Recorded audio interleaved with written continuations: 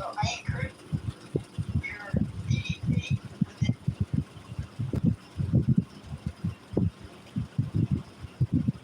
it's a BFA is like a it's like a compound that can contaminate the drinking water. PFAs, so they're trying to regulate that.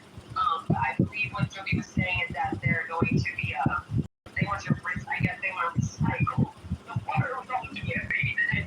So it's just a nasty compound of water that's bad.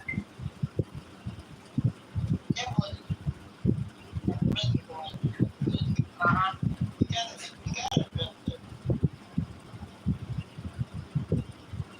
Especially in Arizona, we have a serious problem with our water. Our water is disgusting. Like I literally have to run my shower for a while before clean water actually starts coming out. You can literally see the water like it's disgusting. I don't know what's supposed to do. It's not brown like Flint's water.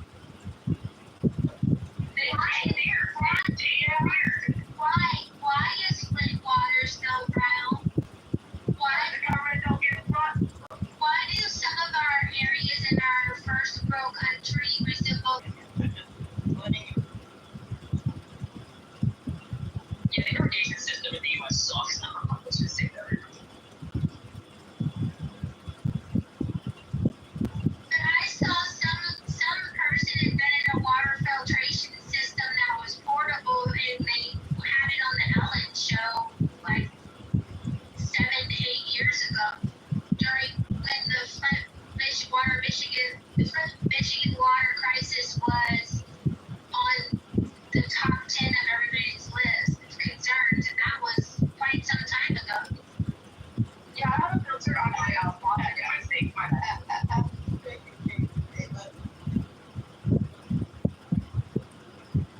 I'm thinking, I wish Kevin and Amy were still on this app.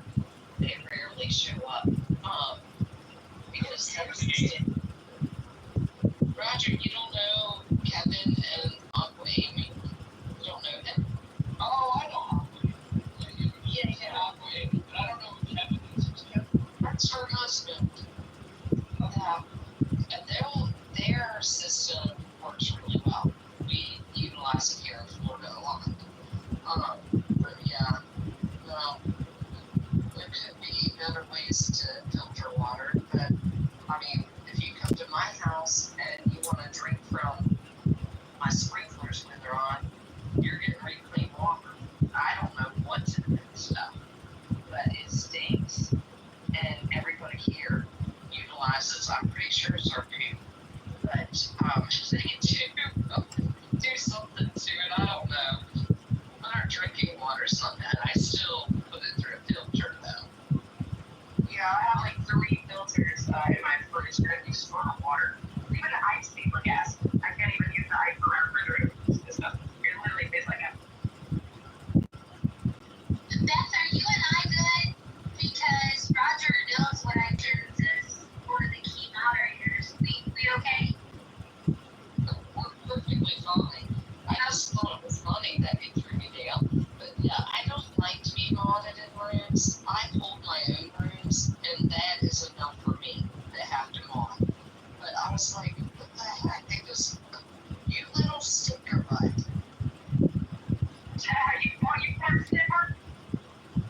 As long as Stinker Butts and you are good, then I'm okay. Yeah, no, nothing really bothers me very much other. That's pretty much my only go on here.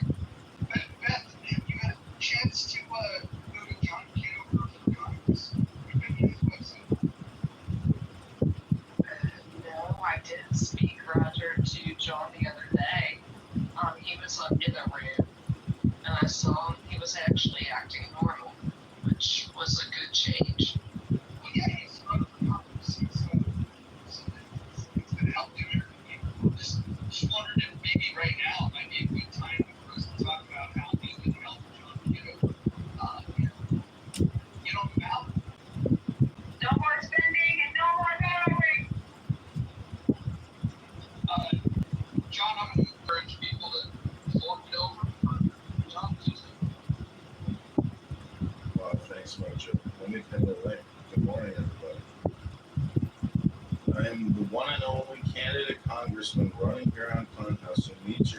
support so we can get on that march primary. Well, sir, I will definitely help you with your campaign. That would be great. We just ask that before you go to the link that you first pray for the wisdom and what level of generosity the Lord would whisper into your heart, and prayerfully consider supporting the campaign. You can go ahead and click that link above.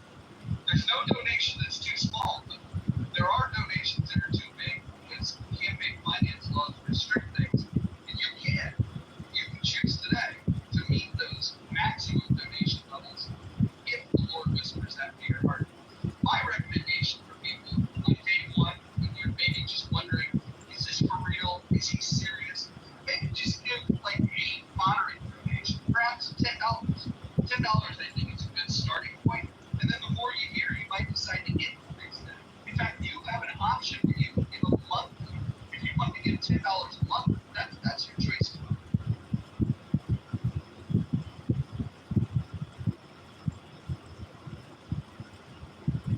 See in this area, can we count on your support to support John Kitover? No. Because John Kitover was Diane is actually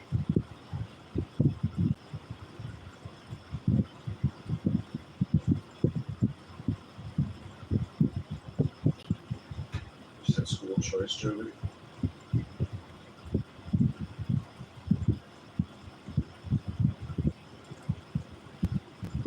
that choice dot turn up. Joby, every time you speak, your mic just goes on mute. It's almost like you're not even, there's no full sense of what's happening. Can you hear me? That's weird. right. You like hold on. There was a person in the chat, invite him up, that says that John says the N-word. I've never heard this in my life, but I'm going to invite you up, and I'd love to hear your take on this. Enlighten us. Tell us about John Kitover. Oh, he's not coming up. Imagine. So they just say what they want to say in the chat. They can't defend themselves. Amazing. There's no way to talk to a future congressman. He said he's going to text a few people so they can send me the link. Yeah, send the link, sir, or ma'am. We need receipts.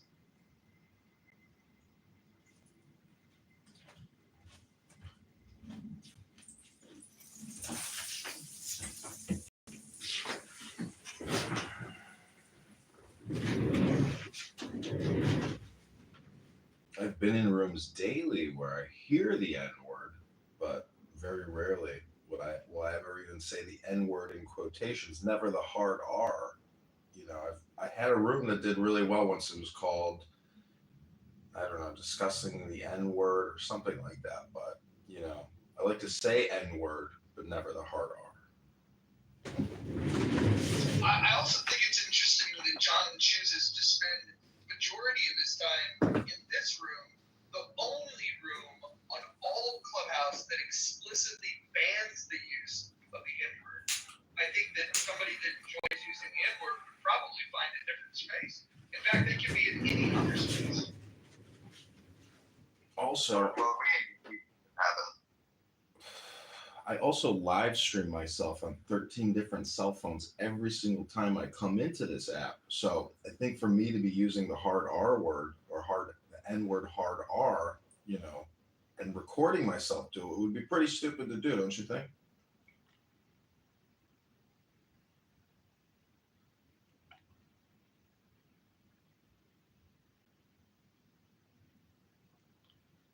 We'll bring the receipts, dark mode.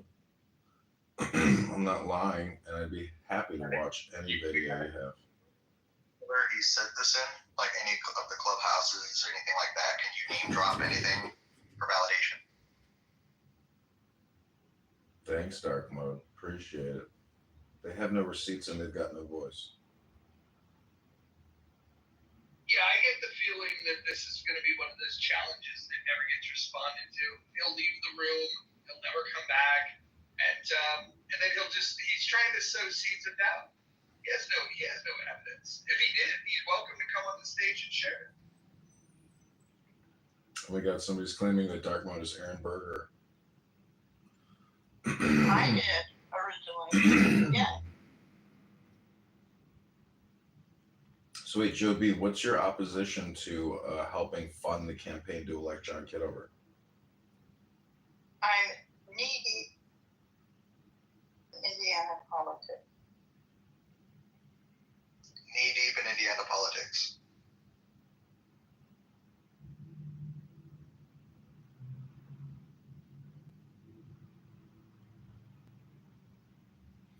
Well, Illinois and Indiana share a big border, Joe B. Technically, we're brothers and sisters. So, what's good for the sister is good for the brother. Yeah, I take.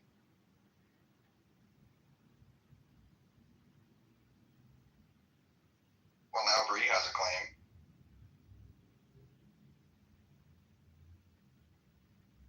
What the hell does that mean? She's saying that I've been in rooms where this guy would come on stage with a super high pitched voice, disrupting the convo with Ron banter until he gets kicked. This guy being John. That is 100% true. Yeah, there was a character. I don't remember what the character's name was, but it was quite entertaining. What was that character's name? I had a trans character once.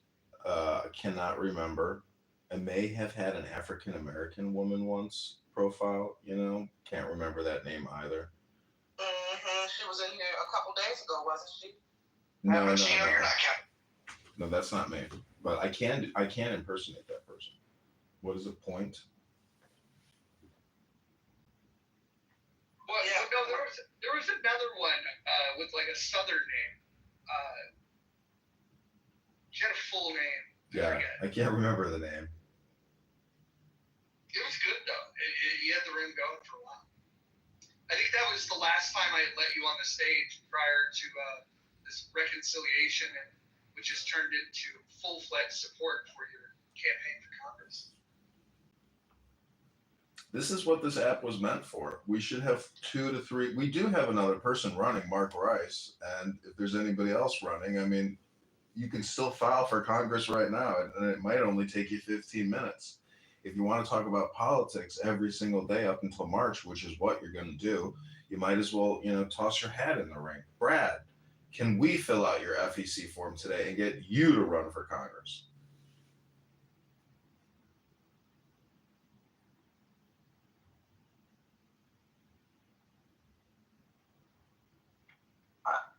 Sorry, John, but conservative dude. Dark Point is GOAT.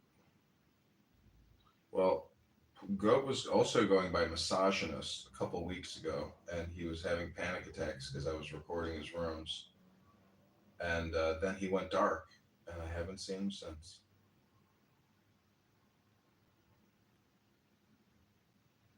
He also called the local police department on me twice.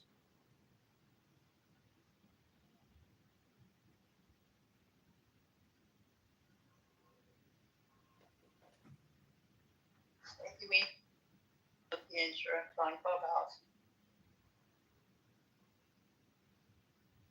Yeah, I'm actually thinking about starting a Clubhouse insurance indemnity corporation, where we can offer, Clubhouse Anon insurance against your rooms, just in case you're illegally and illicitly being recorded by me.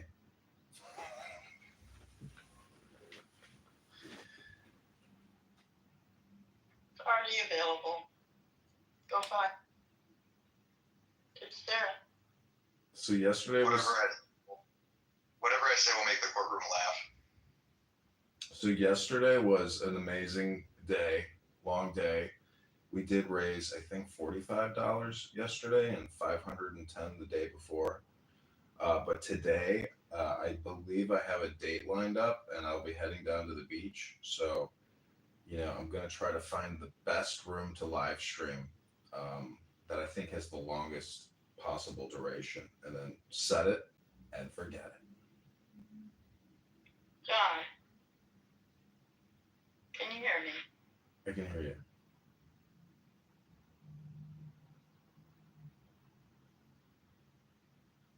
But now we can't hear you, Joby, if you're talking.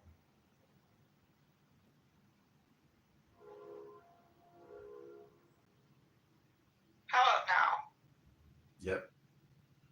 But Sorry, Joby, you maybe you're using Bluetooth or something, but no one can hear I heard free advice, but I didn't hear what the advice was.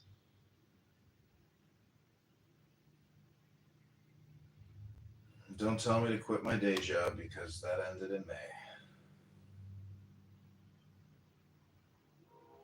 But I also want to say that this campaign also has a lawsuit pending against Scott Bessent and the Treasury Department. So we also have that paperwork going for us.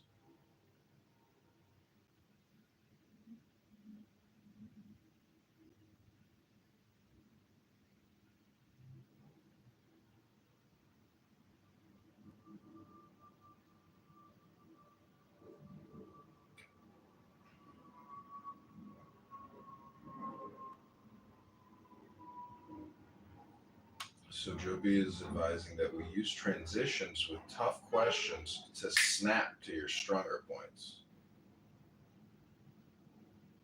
So a transition statement might be something like, now that I've told you about X, I'm going to tell you about Y.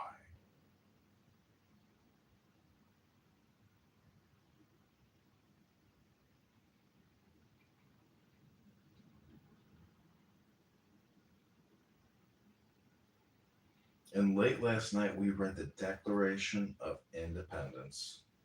That was our little patriotic American ASMR moment. Adams came pummeling me with incredibly difficult and challenging questions. Thank you, Dr. Adams. I think we're gonna win Adams over. I think he's gonna help the campaign.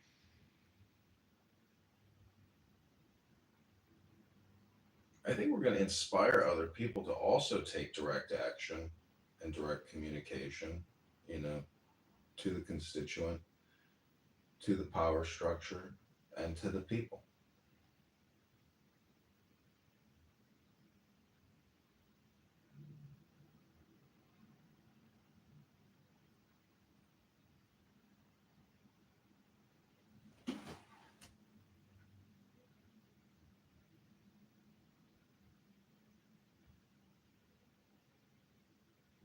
I'm not so sure I feel comfortable with this title being attached to the campaign and a donation tab. So I'm going to change the title of the room to a topic that somebody might like to talk about. Any suggestions? When you go slumming for fat fucking girls, you end up at the bottom of the degradation barrel. Do you feel like it's okay though at the bar to warm up your communication skills with someone who has a very high body mass index? No, I don't.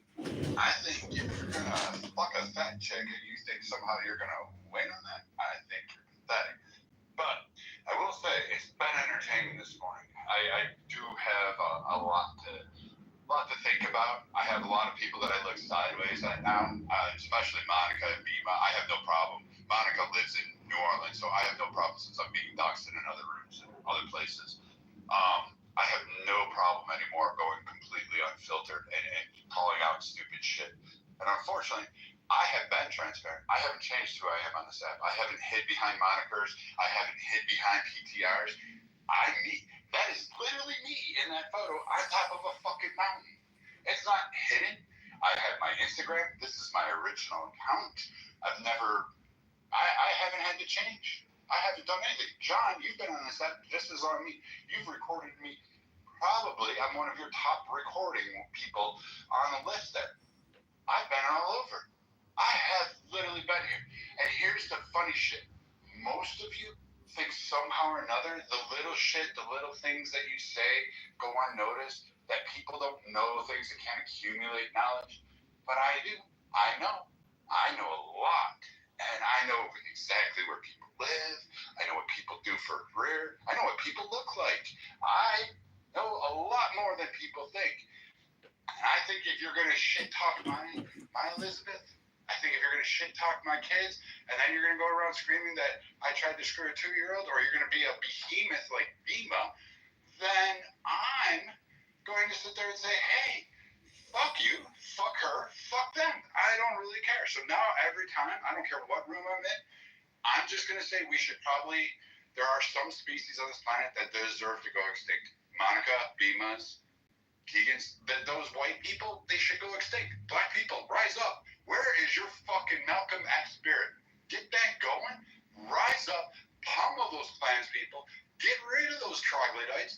Fucking, hey, take over. I'm with you. I'll be there. I'll march with you. Come on, let's go. Let's get the Million-Man March, and let's park it all on Monica's trailer park and shut her down. I don't believe in free speech. I think we should get rid of free speech. I think we should condemn duct tape and silver lip shut, or harass, whichever one you guys want. Brad, did you get my message yesterday?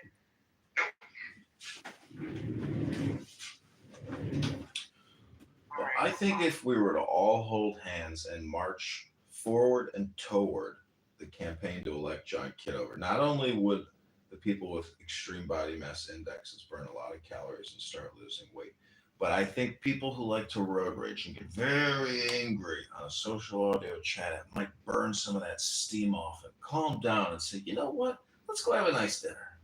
I'm Irish. I hold grudges. And secondly, I have met people off this app. I've had nice dinners with them. I've had drinks. I've helped. I helped someone do a roof on their house off of this app. Let's see what else is there. Oh, I helped someone get a car off this app. Literally drove them to the fucking licensing center because this person didn't have a driver's license but wanted a car. Taught them to drive. Drove them to the fucking driver's license thing. Told them how to pass their test. They get their test. The next week, take them out for a car to go get their first fucking car off of this fucking app. But that was me. I went to help somebody fix their car, put brakes on it. That sucks. I hate doing that shit. And usually you never have the part that I need, the key that unlock it. Chevys are fucking notorious for that. So, I mean, you just, like the idea that I wouldn't meet somebody just to have that. I had some guy try to come at me. Minnehaha Park. He showed up and then turned around and walked away when he saw me. So I'm willing to do that. Met Brooks. He committed suicide. You remember him? Monica went around this whole app saying how close. R.I.P. Brooks was a close friend of mine. Brooks, I partied with. A whole bunch of people. He was in our circle. We knew something was going on with him, but his family didn't tell any of the friends. His family didn't tell a lot of us, and then when we did find out, we kept it secret until some other twat waffle leaked it out. Monica went around here bragging and acting like she was a fucking victim. Let me tell you what Brooks said. Brooks said he wouldn't piss on her if she was on fire. He couldn't stand her. He actually had t-shirts printed out making fun of her. That was Brooks' shtick. And he didn't like her.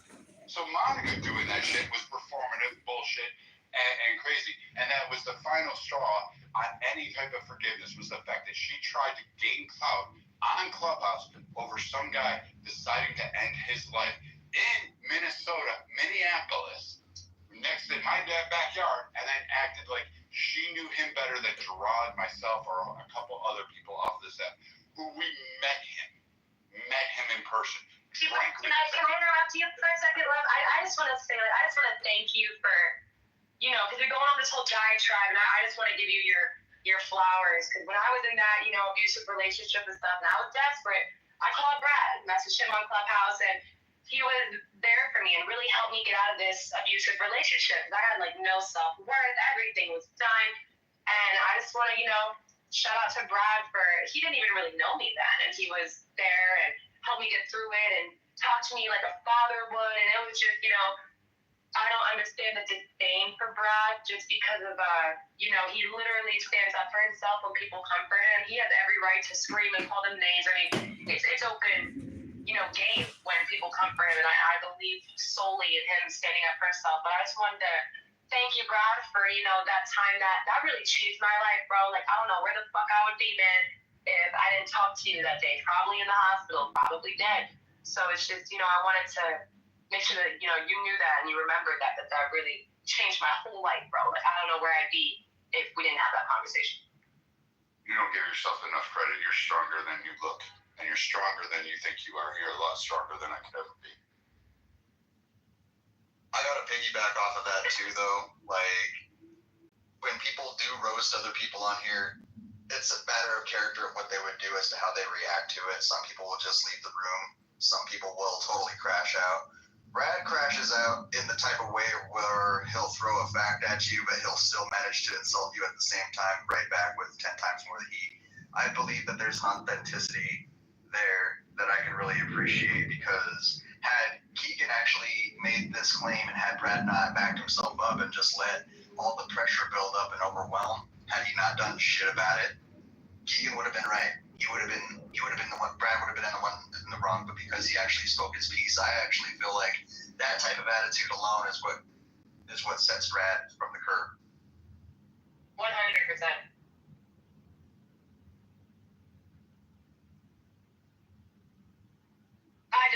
Dude, Brad is dope, man. Just dope. Like, really good man to have in your life. Like, even as a friend, he's just a father figure all around to, like, all the women around him that treat him, with respect. He is a literal father figure to a lot of the women in his life. So I just, shout out to Brad for always sticking by that morale and by that compassion, dude, because, I didn't really have my father at that time. What was going on, Brad, so it was amazing to just have that type of confidence spoken into you, like a father would to his daughter. So it was awesome, dude. The pockets. You're not giving yourself enough credit. You are a lot stronger than you think you are. You're a lot stronger than people give you credit for, and everything shall pass. You'll get through it. You're a good one. You're. Yeah, this too shall pass. Wake that the fuck up. I hate to play the devil's advocate, but pockets. Are you aware of Brad's position on cutting Medicare and Medicaid? I'm aware. And I still fuck with you too, John. Just because y'all believe in certain things doesn't mean I hate y'all. It just means I think you're retarded. But that's okay. Hey, guys, my favorite liberal, you know who she is, just sent me a video.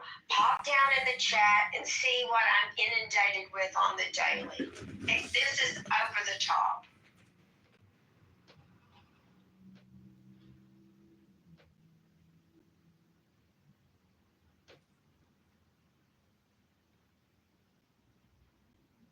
Oh my God, Shirley, I just watched it yesterday, and it is complete facts.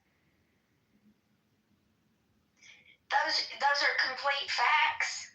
Yeah, but it's more like a setup. They want these things to happen. They want people to do this so that they can enact these laws and these controls. I believe, it's a setup. Oh, I don't know. We'll see. There was a gentleman in the room that was saying he was glad that they were going to up the police force in Washington because he was tired of seeing people die on the wharf from fentanyl when he was there with his family. I don't know. And Washington, D.C. does not have a governor. So, he's kind of got control over the National Guard in D.C. I don't know. Now, Brad might have an opinion about that, and he is our stage military guy. I'm going to mic up. Hold on, Shirley, before he goes, let me ask, does that scare you with the fact that, there is no governor, he has that control? So far, I'm not. Listen, I understand history, and we're going to have to watch and see. What I thought was absolutely ridiculous is that we had 3 years of summers of burning and looting.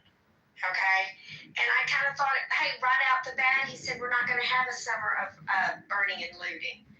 And so if the summer hadn't been that terrible. Now, I have a friend who works in downtown Dallas. There have been protests, but possibly no looting and burning. And there was some of that even in Dallas. So, I don't know. I'm right at this point, I'm an observer. Right. All right, sorry, Brett. No, you're fine. There's some concerns that I have over putting troops in there. He can only do so much for 48 hours, and then he has to ask an extension for up to 30 days. So, I mean, and then it'll have to be extended and approved through Congress.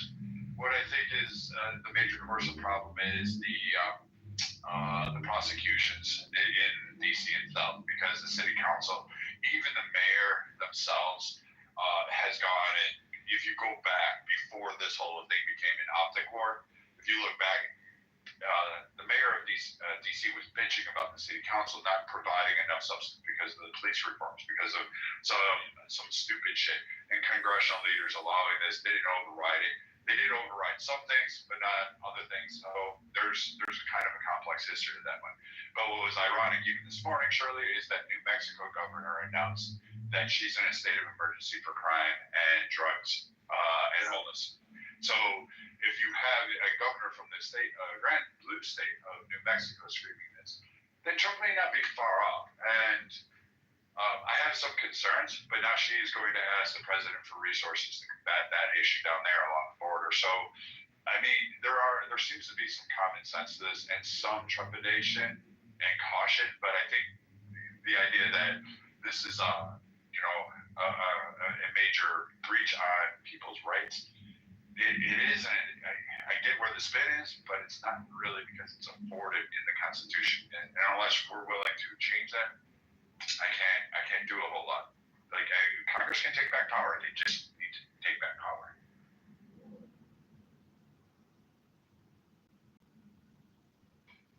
That was good. That was good. Let's see. So when if I decide to answer leave a response, what should be the consensus of the room, that I can say, well, I discussed this with the clubhouse room, and they say we're watching this with trepidation? That would be a big word, wouldn't it? I would say that, while we understand the rationale behind it and the push and the ask for both from people on the ground and even in leadership levels, I would say we're watching it with caution, because, again, we as people are the stewards of our own government. That's what the beauty of the Constitution is. It doesn't make an elected king. It doesn't give them unilateral powers. Congress can even shift powers, but the power still, in theory, rests with us. So we can decide at that point of saying, no, we're not going to do this, and we can do petitions. We can do a lot of things that the government wouldn't like. So, we're still in control of our government. So I would just say we're watching it, but this is why the Constitution is built that way.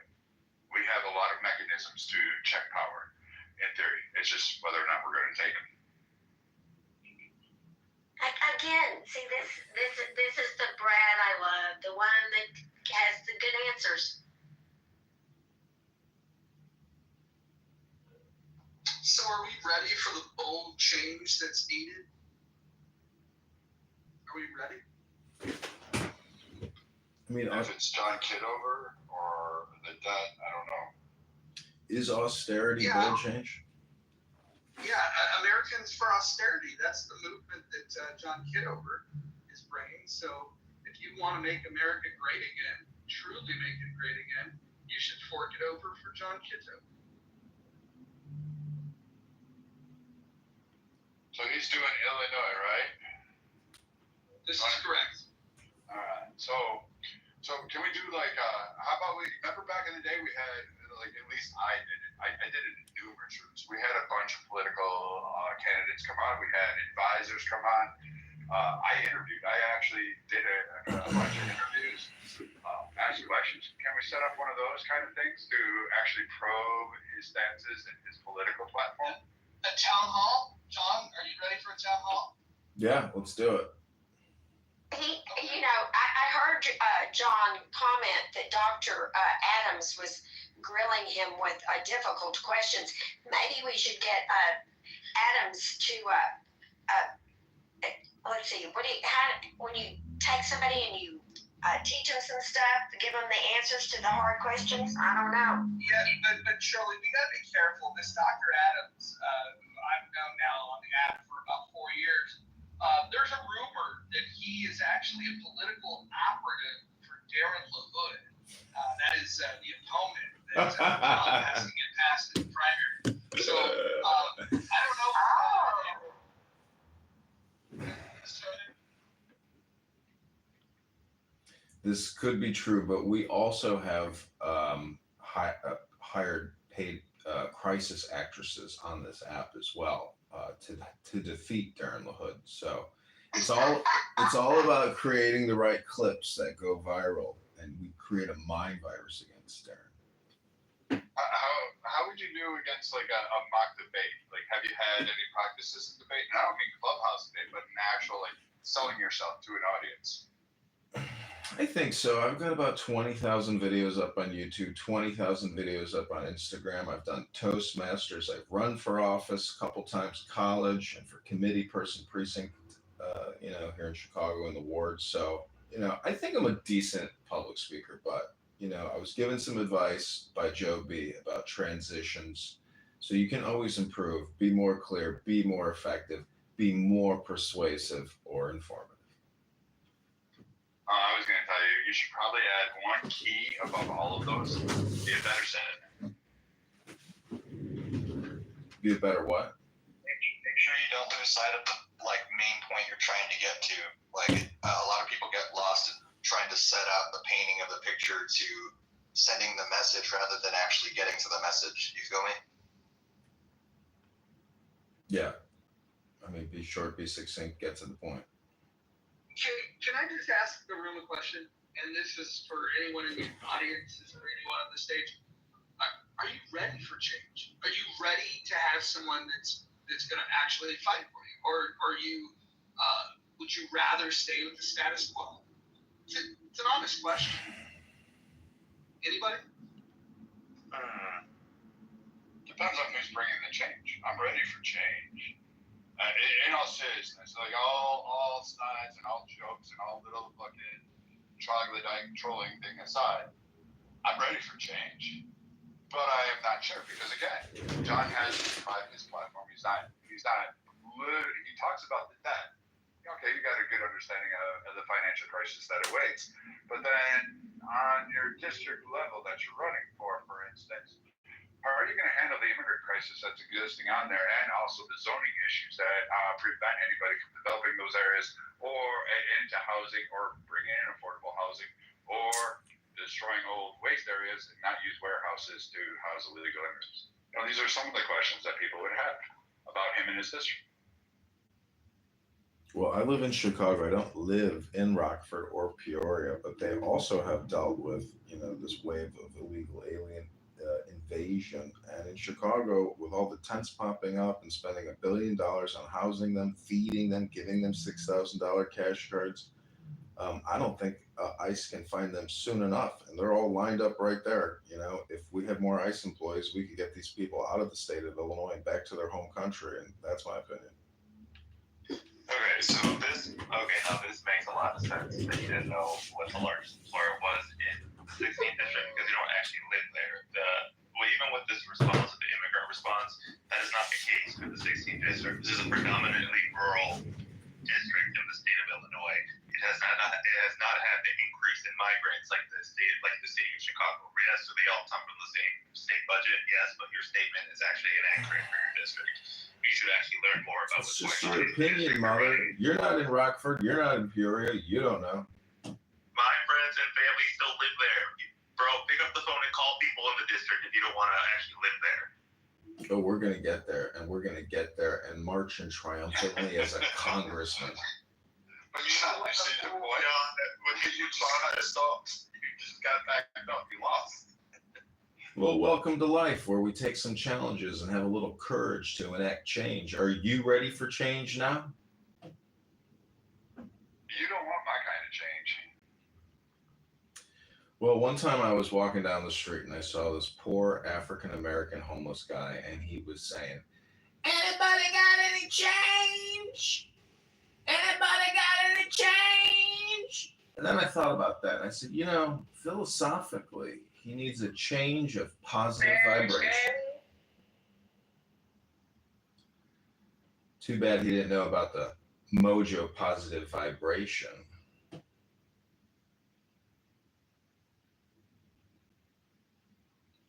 Even Mojo wouldn't want my type of change, or at least my implementation of change. I would do it on the tip of a spear. I would do violence to change because I don't believe I would make the French Revolution look like a snowball fight amongst middle schoolers. That's how brutal I would go because that's the change that I would do. But you wouldn't like who I would target. It wouldn't necessarily be all the rich. It wouldn't necessarily be a lot of the politicians. They would be a lot of aides and a lot of other people would have that. But I don't believe change is. I believe change is only brought about by revolution and violent actions.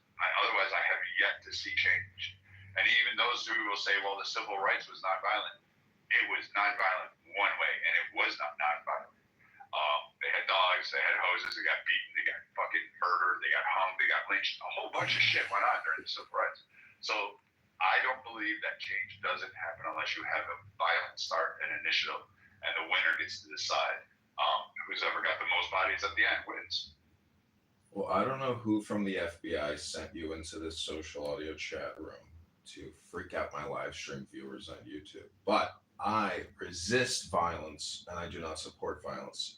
You may be theoretically correct about change and violence, but I would just say that as the contrarian to your position who believes in peace first and what the Declaration of Independence says, friends in peace, enemies in war. And I think, domestic and foreign enemies hopefully will get justice through the DOJ and Trump. But I don't believe in violence. I don't encourage violence.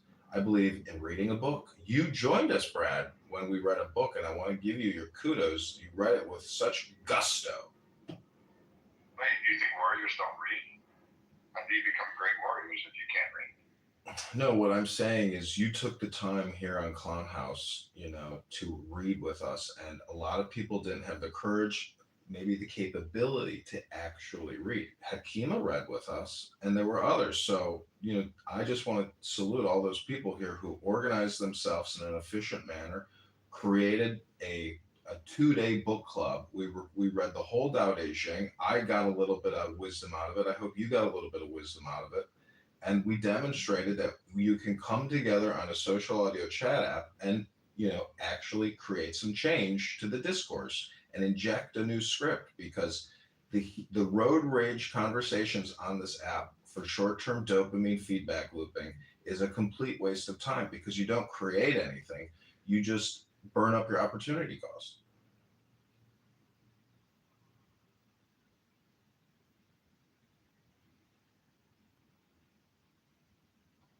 Did you purposely mute yourself at the end?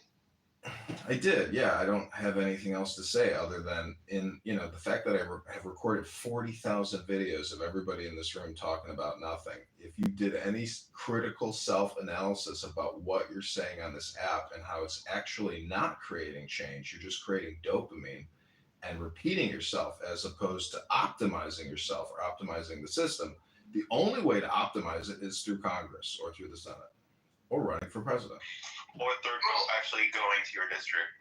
Well, hold on. Let me just add to this. If anybody is feeling in their core the mojo positive vibration, I would ask you to prayerfully consider making a generous donation. So I'm going to say this, that change happens from administration to administration by about 4 or 5, like you can say 4 to 5 degrees one way or the other. Like there's not a whole lot of change from administration to administration. Now over time, there have been power grabs, there have been significant changes. FDR created a new society, the Fed was created, and in 1913 you had a whole lot of issues that are going on, and policies do have long-term implications. But the change isn't necessarily done overnight. It doesn't persuade. And anybody who says they're going to Congress or the Senate and say they're going to change politics, they're automatically fucking lying. Like I've heard this line all my life, and no offense, anybody who ever says it on a candidate stage says I'm going to change there, it's not. They are full of shit. where you're going there is I'm going to work in the political system to try to actually bring something of value to my people that I represent. That would be more added. You're not going to stop wars. You're not going to stop the policing. You're not going to change the debt. You're not going to be able to cap off any of that. You're not going to improve trade relations, let alone between Canada and Mexico or any other fucking nation out there. Because quite frankly, it doesn't work that way. And you don't have the power to do so. And you're not going to bring a utopia. So, literally, John, unless you can actually address it, you got backed up twice now in 2 days by Nicholas on topics in your own backyard. So I'm going to have to respectfully rescind any kind of offer of financial gain for your campaign until you've actually stepped into the role and actually start stepping up and proving yourself. So can I ask you a question, John? What made you decide to want to run for this district if you don't live there? What was the inspiration for it? Hold on one second, I just want to address what Brad said. Yeah, Brad, I mean, I welcome healthy and constructive criticism, and the fact that you don't want to give $1 or $10 or $1,000, I respect that. Make use of your money in the best way that you deem fit, because I think everybody should, optimize their spend. And the way I spend my money is the way I like to see the government spend our money. And I am sick of Democrats controlling, touching, dispersing, and giving our dollars out in acquisition and procurement projects and programs across the entire federal government and shipping hundreds of billions of dollars overseas. I know there's common ground that we agree on. I've heard you talk, and I agree with 99% of the stuff you have to say, except when you're issuing death threats on a social audio chat. Now, I know you also received death threats on this app, and you were literally just fighting back. And I think anybody who would make a judgment on these debates, these Keegan Brad debates, is a fool, because to even listen to it, I think is a waste of time. But I understand your position, and I too would fight in the same way that you fight against a lot of these demon cacklers on this app who want to drag you down and waste all your effing time. Okay, go ahead, Mother. No, I was gonna say. So I'm trying to understand the logic behind your decisions. So what inspired you to run for a district that you don't know very well, that you don't live in? Is it because it's easier to run in that district compared to a Chicago district? What was?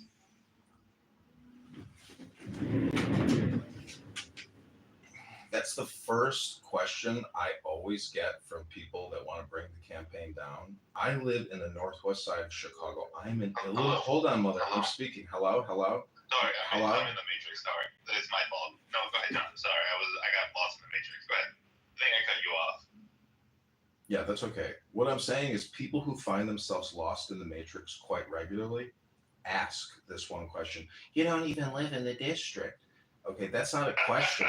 That's an implication, saying that I'm not going to represent them better than Darren LaHood, which is an absolutely ridiculous assertion. How is $20 trillion in debt good for the people in the district of, in the 16th district of Illinois? It's not good for them. How is their property taxes and income taxes, which only go up in the state of Illinois, good for them? It's not good for them. They're not getting any kind of return on investment for their tax dollars. If you want to keep kicking the can down the road and having, $2 trillion annual deficits, keep voting for the congressperson you have. 10 years for Darren LaHood is enough. He signed a term limits pledge. He's already in violation of his term limits pledge. I too have signed that term limits pledge. And, Darren LaHood is violating his term limits pledge. No, but this is all hypothetical and fun and role play at this point, but we're actually running. We need to get signatures on these ballots. I don't know the last cutoff day when we have to turn the ballots in to the state of Illinois Election Commission. So there's a real work that has to be done. And, all the Q&A here on Clownhouse is fun.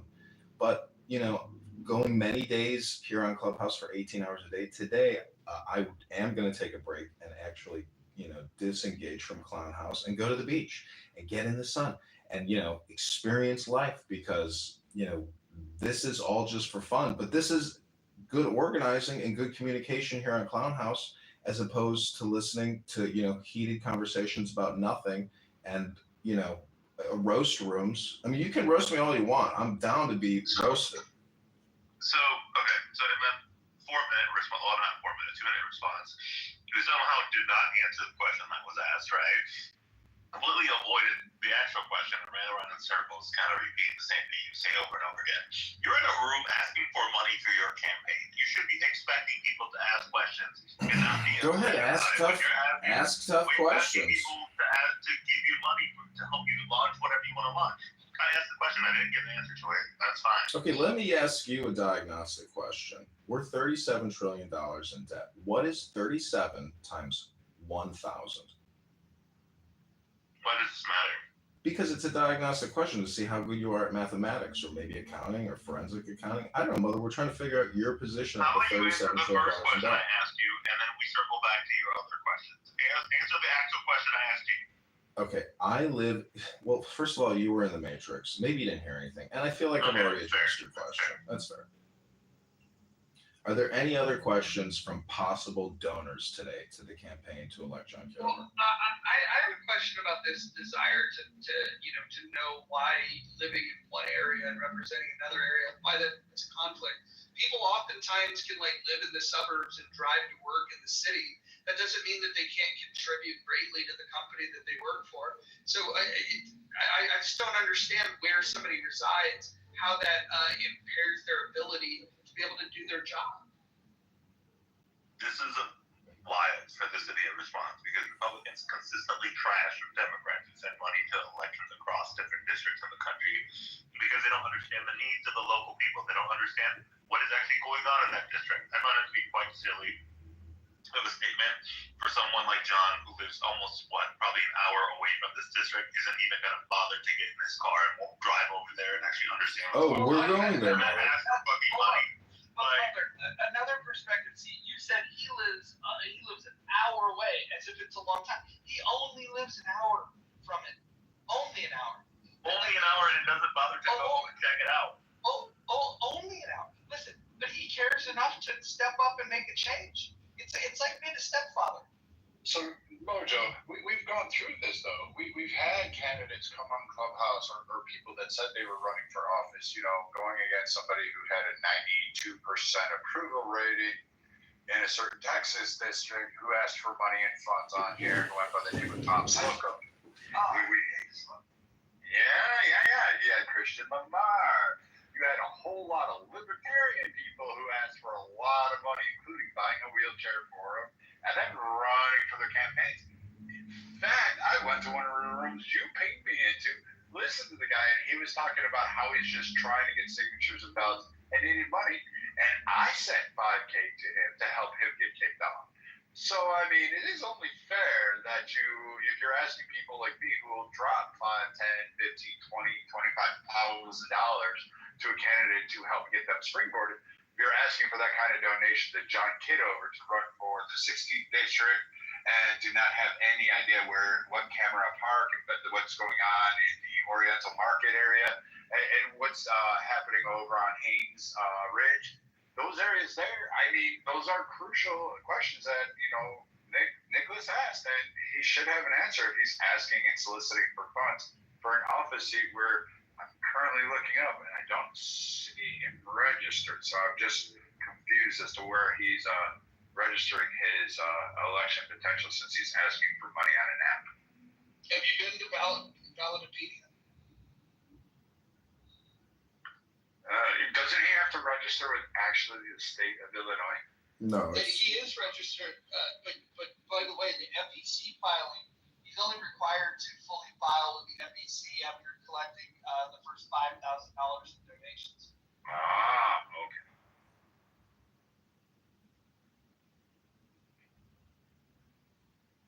This time, I'm going to pass.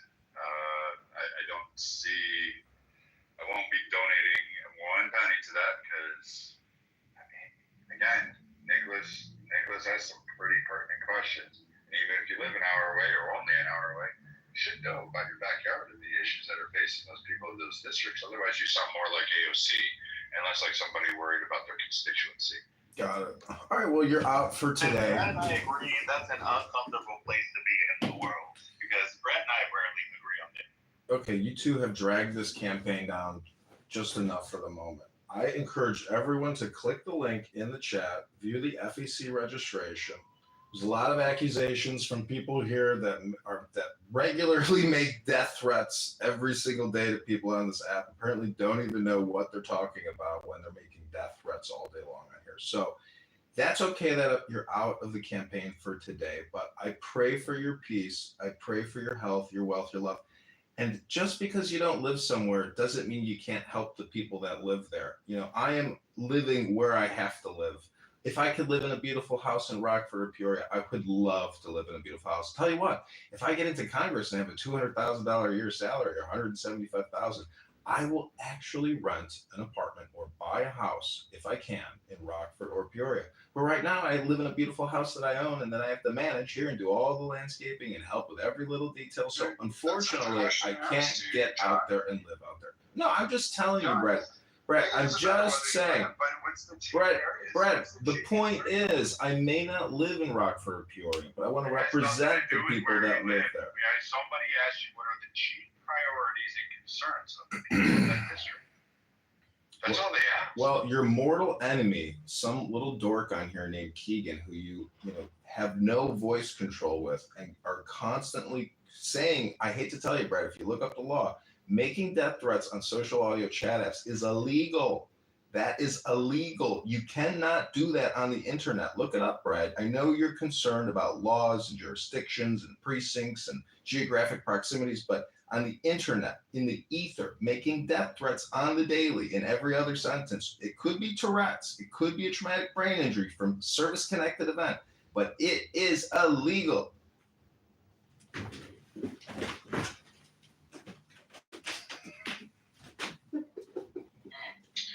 So it's a nice way to deflect. So I'm going to recommend that nobody give money until he can actually discuss the top 3 issues that are affecting the people of this district, the 16th congressional district, until he can actually outline the major concerns that are affecting those, particularly those in the, particularly those that are, concerned about the immigrants being shoved into warehouses that are filled with asbestos and have been there for 50 fucking years. That's going under Pritzker's possibility. They asked about unemployment. 16th district, even under the current Republican, is struggling there with employment opportunities and jobs. Dollar stores are great, but that's all right. The redistricting actually may disappear in the next year or so if Pritzker gets his way. But they've already redistricted the hell out of this. And so, I think you should, understand, McHenry County and a few others before you're soliciting funds on Clubhouse and try to get people to believe you're actually running a serious campaign other than just cryptic. You sound more like Kamala Harris in her first run than somebody who's really serious about running. But maybe that was your overall intent. Listen, I did everything I could possibly do for Donald Trump and J.D. Vance on this app, and we smashed Kamala Harris and Tim Walz. And I got to tell you, Augustus Palante, who's working with this campaign to elect John Kitover to Congress, he helped Secretary Kennedy get to where he is, and Kennedy gave his votes to Trump. So I got to tell you, Brad, I've done a lot, and I think that people on this app have successfully regime changed this government, and we have Donald Trump and J.D. Vance and his entire cabinet because of people on this app battling these liberal, populist, socialist, Democrat demons. The Kamala Harris cackling demon of thousands of witches on this app and all the freak shows on this app like Mother. We defeated you. Trump is in office. And I got to tell you, I believe that we have to stop borrowing and stop spending. It's not the Republican way. It's not the American way. Plunging us up into further debt at $37 trillion is anti-American. And a lot of the TDS people have ADS, which is American derangement syndrome. There's a lot of people with ADS on this app. I'm not one of them. I want to stop the borrowing and I want to stop the spending. I'm running for the 16th district in Illinois for Congress. Brad's a no today, but I hope you'll be a yes tomorrow because we need at least $1 from you, Brad. We need your help. We need your support. And Mojo, as the independent contractor, helping with this campaign, who is organizing these fundraising bombs in town halls. Shout out to you, Mojo. I hope everybody has more of your positive vibe. No, he doesn't work for the campaign. He's organizing clown house rooms, fundraisers, and I thank you, Mojo. It's such a positive vibration. It's better than listening to never-ending death threats between a grown man and a child on a social audio chat app. Sorry, Brad, but you're wasting your time here on this app using profanity, vulgarity, and death threats. That's my opinion. Well,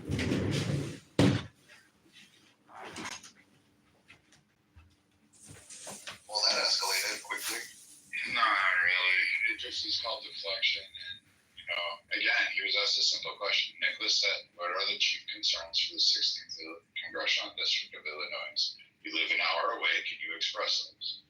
He can't. He talks about the $1 trillion debts. He says soliciting funds off a clubhouse for a campaign. And I'm sure there's probably some legality that he's probably done it through, but maybe not. I don't know. Overall, I would say that donating to you, no, I wouldn't. I've donated to candidates on here. I've actually donated to Christian Lamar's opponents. I've given a lot of money to his opponents. I thought he was ridiculous. He thought he could piss me off one day, so I said I was going to donate to his opponents, and I didn't give a shit who, and I dropped about 10 grand into his opponent's pockets. Wow. Well, I like Christian Lamar on this app. I think he's a good speaker, and I've heard him say a lot of things that I agree with. But what was it that he upset you so much that you gave 10 grand to his opponent? He wanted to have Trump, and he was going to advocate for having the federal government determine who and which group that would be aligned to be able to conduct business in the United States and who their customer base would be. That was his overall perception. And he had pissed me off. He also pissed Roger off that day because Roger got really fucking heated. A whole bunch of people got heated that day, and I said, I'm going to donate to your opponents because, quite frankly, I don't want you on there because all you were doing is presenting communism under a Republican garb.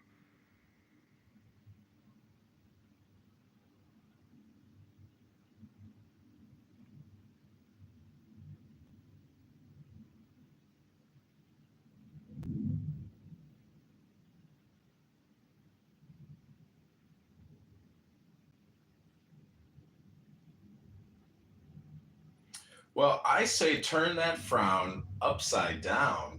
Take the deepest breath of the day. Hold it for 10, not 11, 10, not 9 seconds. Click that link above and give $10 to the campaign to elect John Kitover. The link is in the billboard at the top of the room. Change now! Donate $10 to elect campaign candidate Congressman John Kitover to the 16th District of Illinois.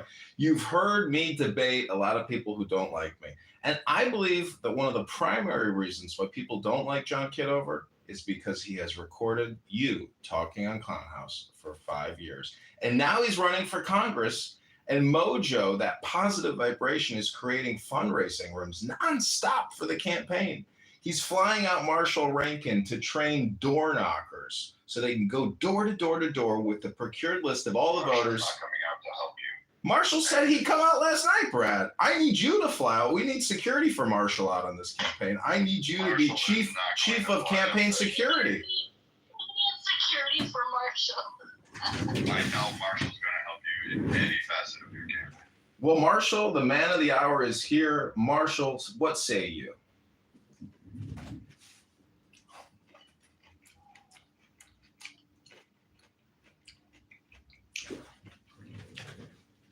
Hello, Marshall. You might be on mute.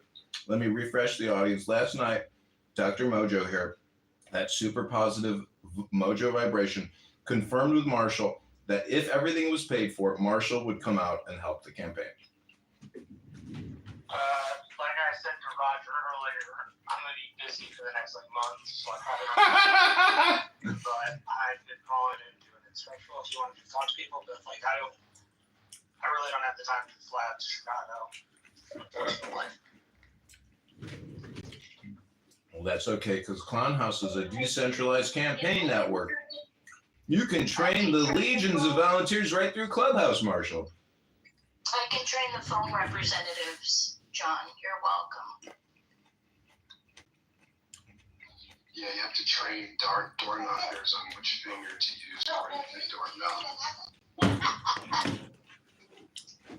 It takes all of about 2 minutes. Extend your index finger and hit bell.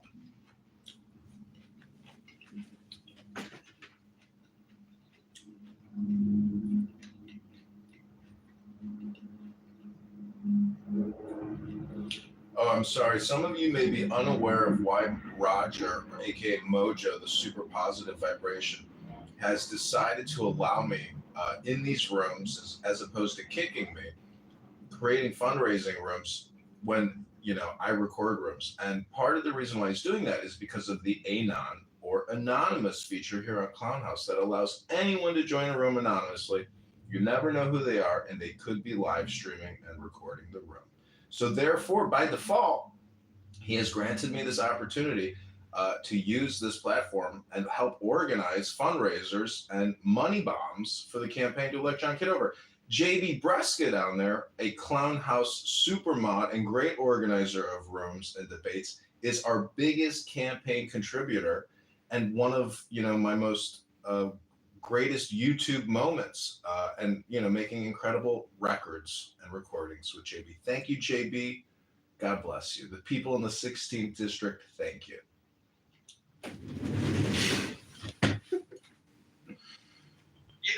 Some people are resistant to change, and I've heard this manifest in different ways throughout the last few days. I just wanted to say that that's okay that you're resistant to change. This campaign's going to be here. You'll have an opportunity to donate today, tomorrow. So just pray about it. Ask your deity of choice what they think you should do. And then just listen. Listen. The Spirit will whisper to you. So I'm confused. Why did you use a military guy on your Ballotpedia with the last name Kitchen on his tags, and on the certificate as well, and then try to pull that off as yourself, because you also know that is, you just sent somebody to prison for making up a false claim about themselves. They actually sent him to prison and removed his seat, so he lost that one.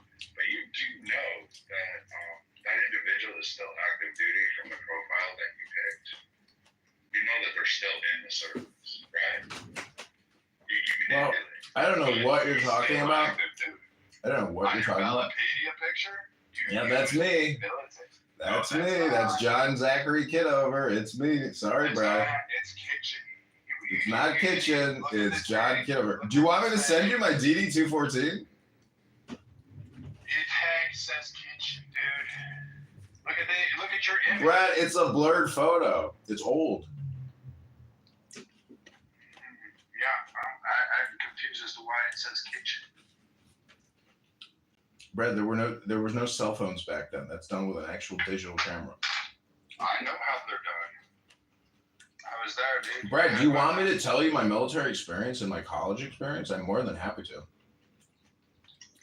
I want you to explain to me why your name tag says Kitchen and your name says Kitover.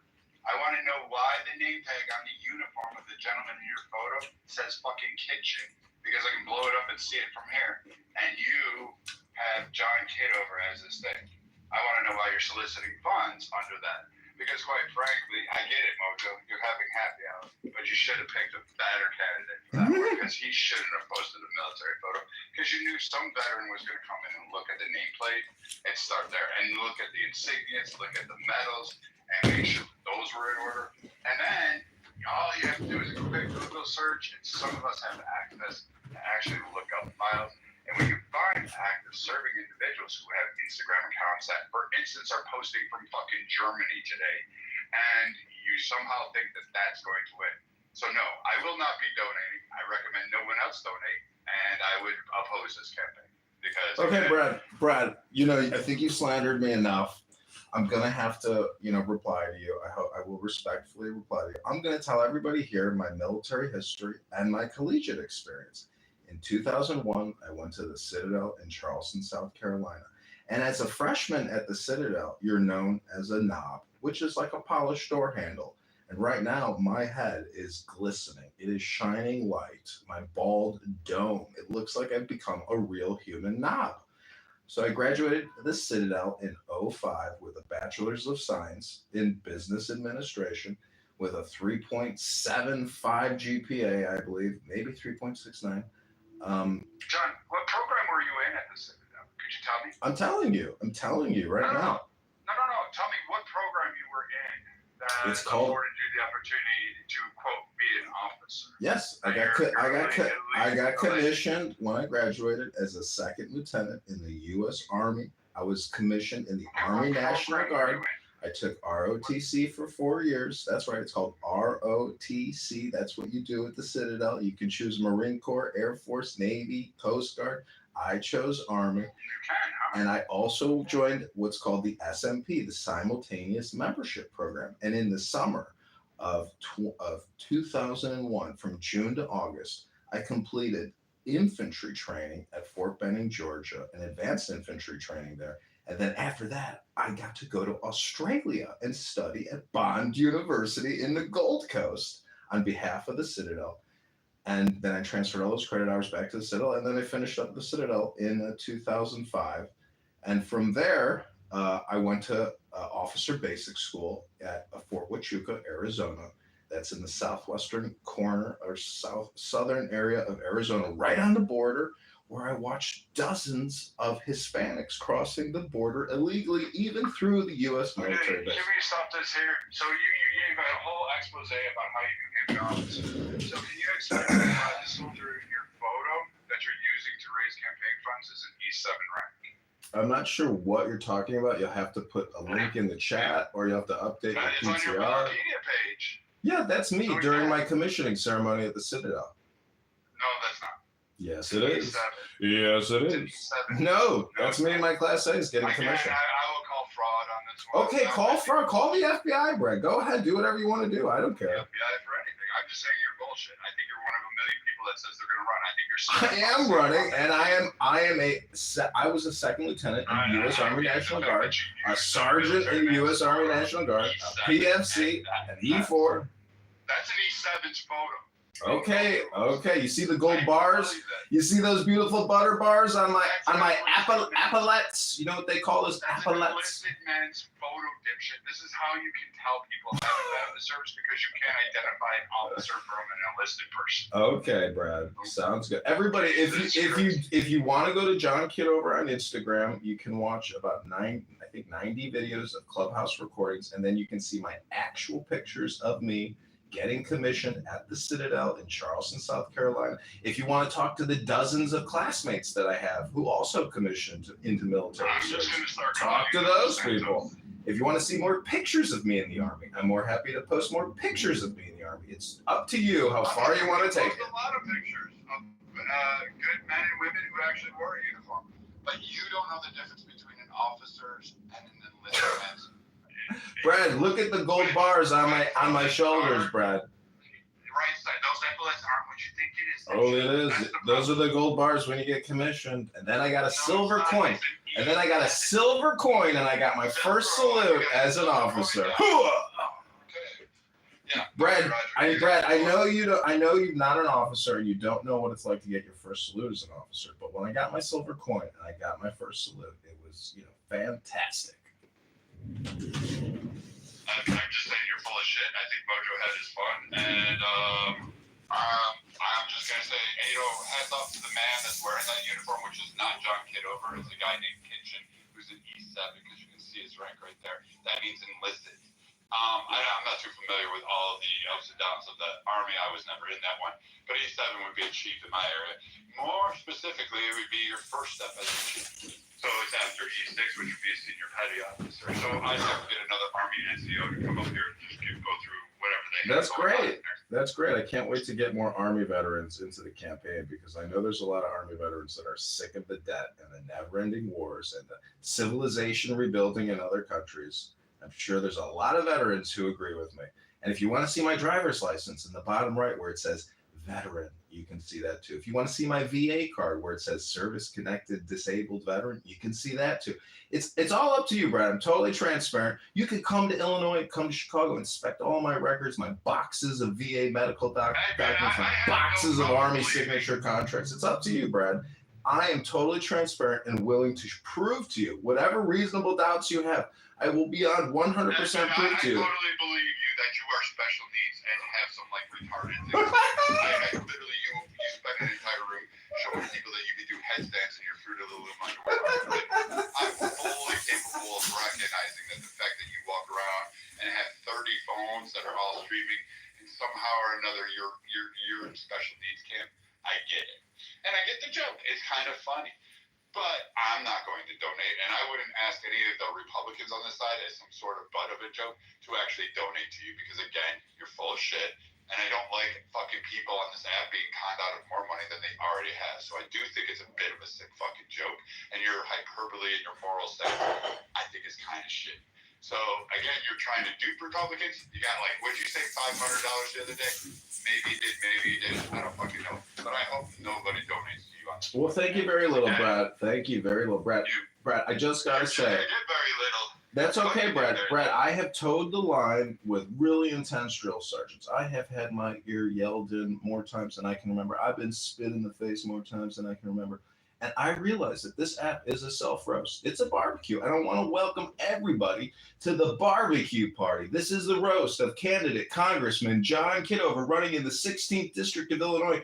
You've just heard a brief little sample of this roast. This barbecue party is just getting started.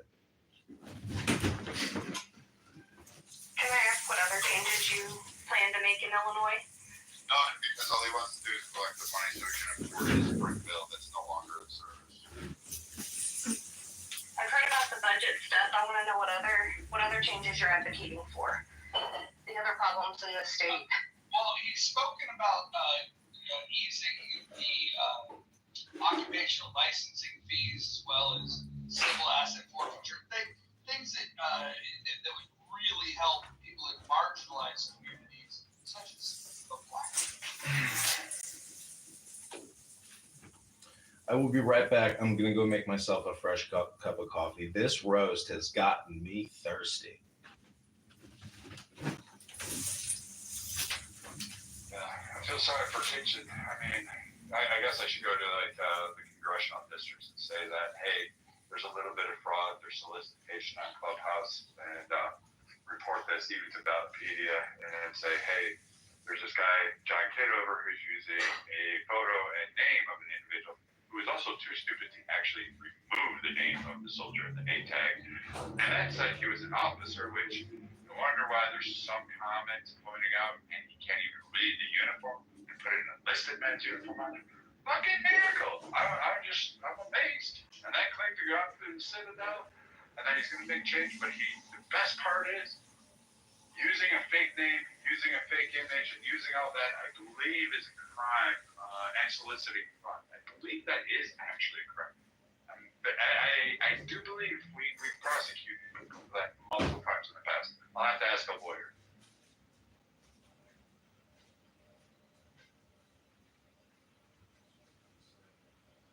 So I take it you won't be making a donation today, Brad?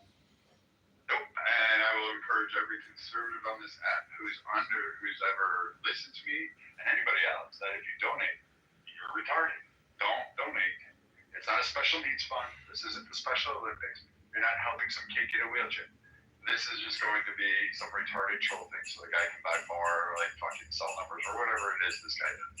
And again, the guy here, John Kitover, danced upside down on a phone in a video and thought it was fun with his pea-stained Fruit of the Loom underwear, and used to do yoga poses on that while talking about how the girls he banged last night. So this is this guy. He's not winning anything, and he doesn't want to make changes.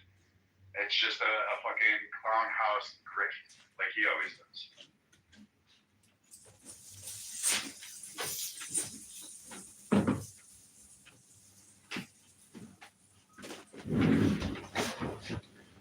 Well, I gotta say, it's better to be friends for life than enemies for an hour on Clown House. And Brad, I want to be your friend. I want you to donate to the campaign to elect John Kitover. Just $1.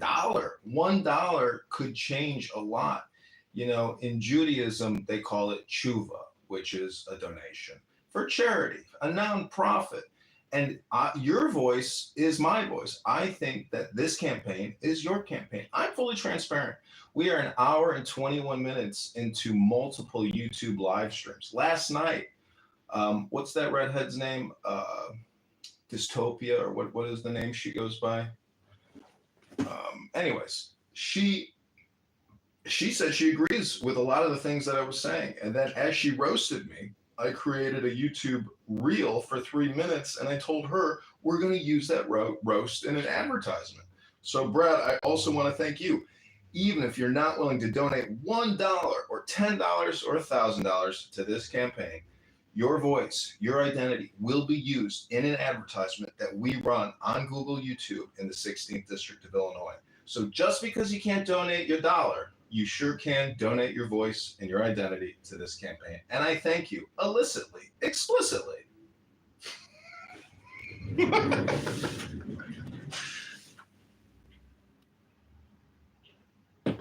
do you plan to do for the education problems in Illinois? That's a good question.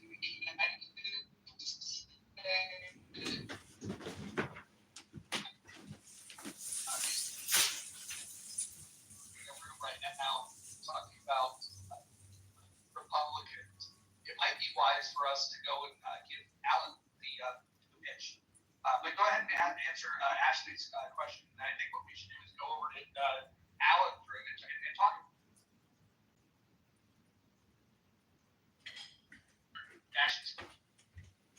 Because I don't know if I'm in the Matrix or if you are, but like I only heard about half. That was probably hear me now. A little better now, but it's still a little choppy. I was going to refer to Joe B on school choice, and I'm a big supporter of homeschooling. I have a huge library in my house, and it's expensive and timely, to create. It took me 5 years to build this library in my house. And the biggest problem in Chicago, and what I assume is one of the biggest problems statewide, is the teachers' unions, the quality of teachers, their activities. I mean, they don't actually do any real education. They do communist, socialist, Marxist indoctrination, and they're good for nothing. I say, cut the snake's head off, get rid of property taxes, and stop funding these communist training institutes that these teachers put on. When I kind of like that doesn't really answer the question because I'm thinking of the gap in special education. That is something near and dear to my heart because, I had a little bit of a learning disability. I had to take advantage of those services. I have a child that has special needs and, she needs extra help at school. I have nieces and nephews that need help, and the programs down here are, it's pretty much non-existent. And it ruins the future for those people that are in those programs. Well, they are not doing that's so school by school. Some schools have a better special ed program than others. I would argue that kids like that would probably be better served in just a smaller school for starters. So whether it be a charter or a private, just smaller school. And in many states, I know Georgia's one of them, many learning disabilities would qualify for educational savings account or something of that nature to allow them to go to alternative smaller schools. So I would say that's the direction I would go in over the public schools actually for them.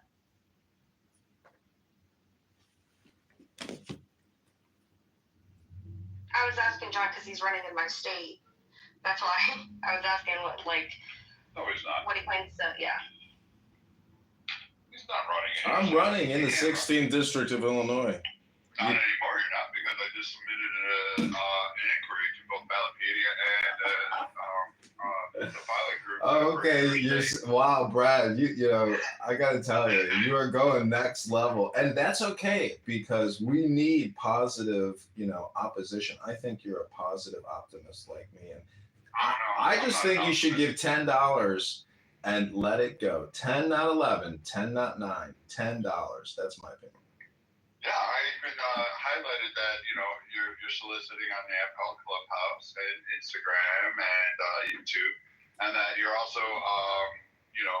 utilizing, Roger as your campaign manager, and so that there does Again, Roger is not the campaign manager. He is organizing impromptu online social audio chat rooms to raise money for the campaign to elect John Kitover. Click that antidote button above if you've enjoyed this morning's content. Donate $10 or $1,000 to the campaign to elect John Kitover. That's right. It's all, ladies and gentlemen, Brad has brought the smoke. This roast room, this barbecue party organized by Mojo Positive Vibration and candidate Congressman John Kitover. I hope it's brought you the information you're looking for. Are there any other questions other than, special needs children in schools? I'd be happy to discuss funding for that and why I think Since you feel okay to do fake ranks and fake service records, and you like being that imposter, what do you feel about stolen valor, since you're stealing it quite elaborately and then collecting funds under it, which is a federal crime. Listen, Brad, if you're going to accuse me of stolen valor, that could be considered slander, and I will take legal action against you. I went to the Citadel Military College in South Carolina. I was commissioned in 2005, and I was in the United States Army National Guard from 2002 to 2006. I'm more than happy to be totally transparent. You can come to my house in Chicago, and I'll show you the paperwork and open you up a German beer. How does that sound? First off, fuck the Germans. Hey, Brad, before we go to the beer, why would you even go out for like 4 years? It's like a 6-year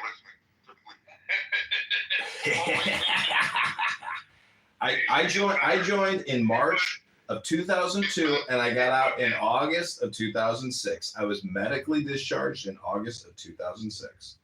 Again, another lie. But not a lie. More than happy to show you my DD-214, my commissioning ceremony photos, my infantry school graduation photos. The last name on the tag, the name is Kitchen, not Kitover. Oh, it's Kitover. And then he said he was an officer, but he put an Army enlistment uniform on. E7 rank, to be precise. No, I did not. Wait, Brad, you baby. Let me dissect this. So 4 years in the Guard, you were E7. No, I was not an E7. No, Brad. he said he was an officer. He was okay. He said he was Second Lieutenant Butterbar. Second Lieutenant Butterbar in the U.S. Army, in the Army National Guard.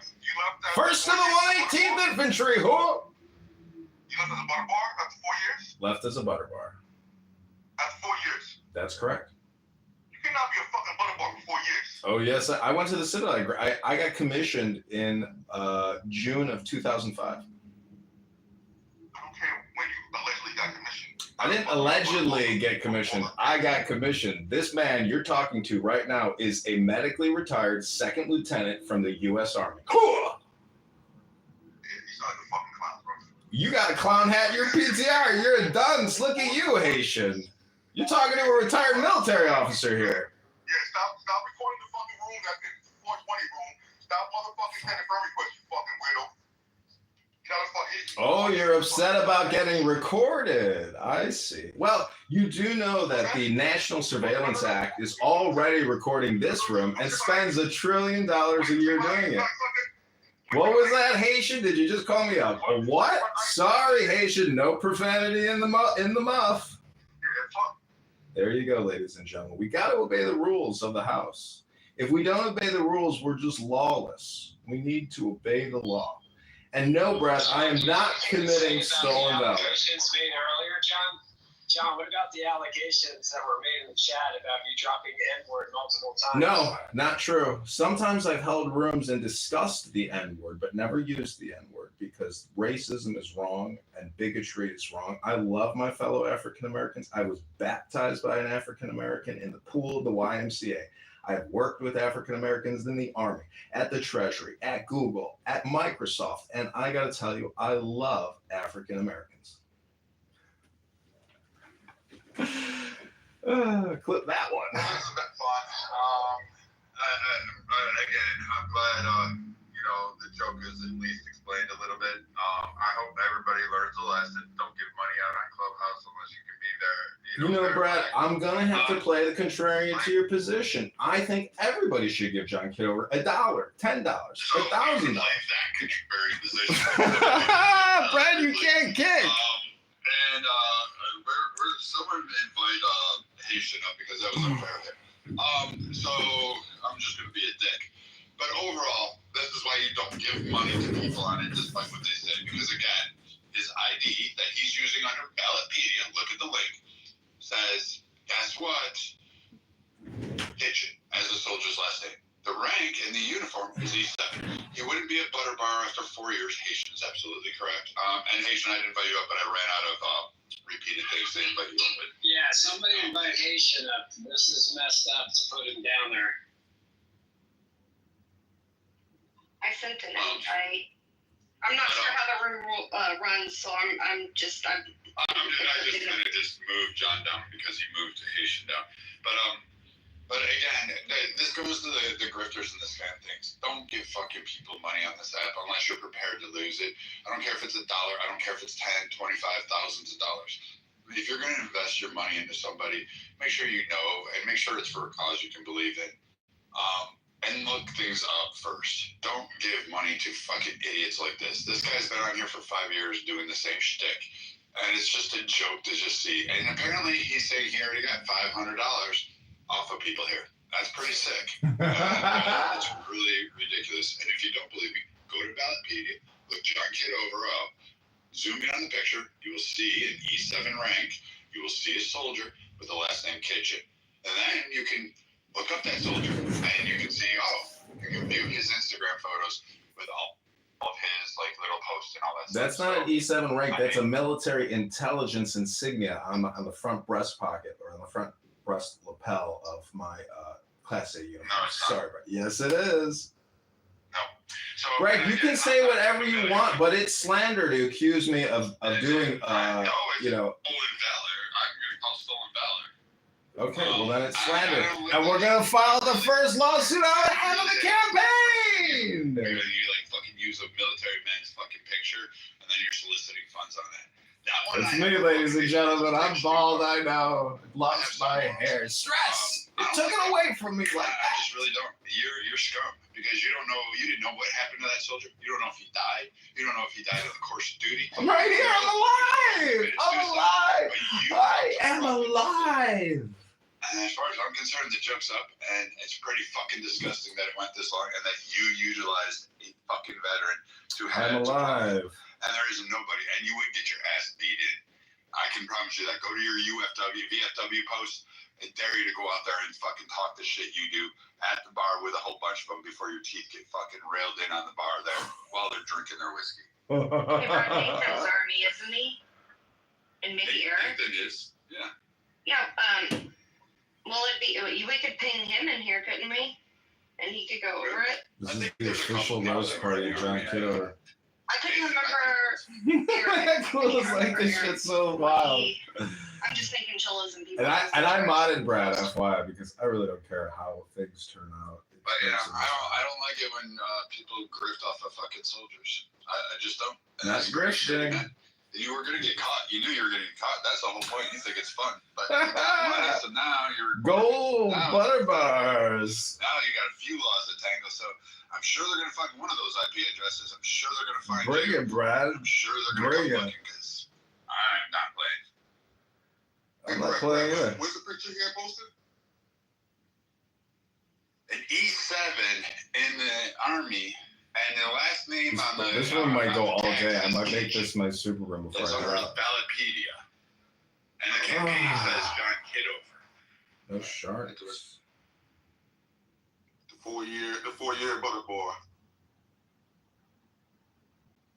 It's true. I never heard of that shit before. It's true. I'm an oddity in the military. For 4 fucking years. Not many people get their butter bars and then just get medically discharged like this guy. I'll be right back. Alright, I leave it to you guys. Have fun.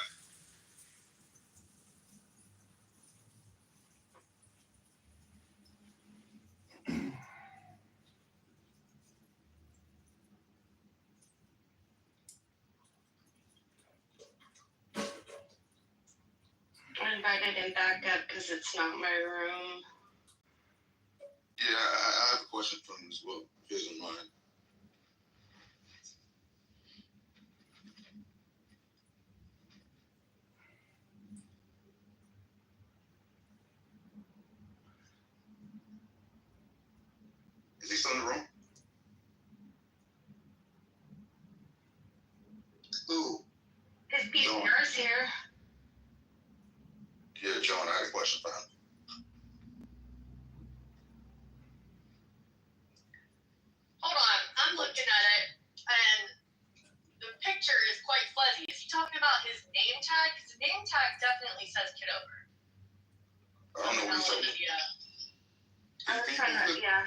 I was kind of looking. It's if you click at the link at the top, you can see the picture in question. I don't do links. Sorry.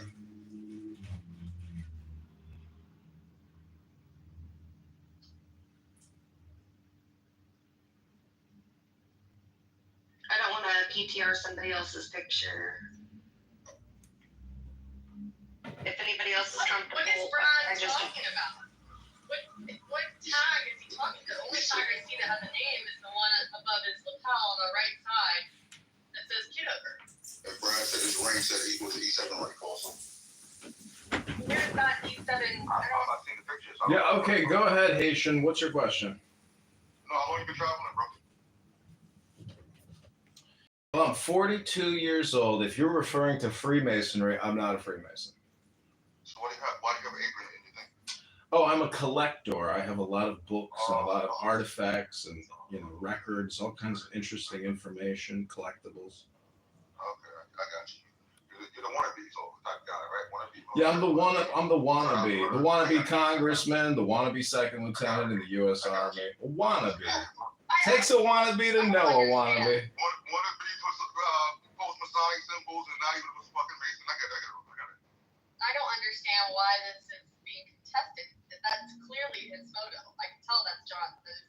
Holly, welcome to the internet. Welcome to the roast. It's a roast. This app is a barbecue. That's what's happening here. And I'm okay with that. I accept the rules of the game. I don't go you to roast, bro. I'm just fucking really fucking with you. I really give a fuck. Oh, I agree. I don't think anybody should be on this app wasting their time. That's a you problem.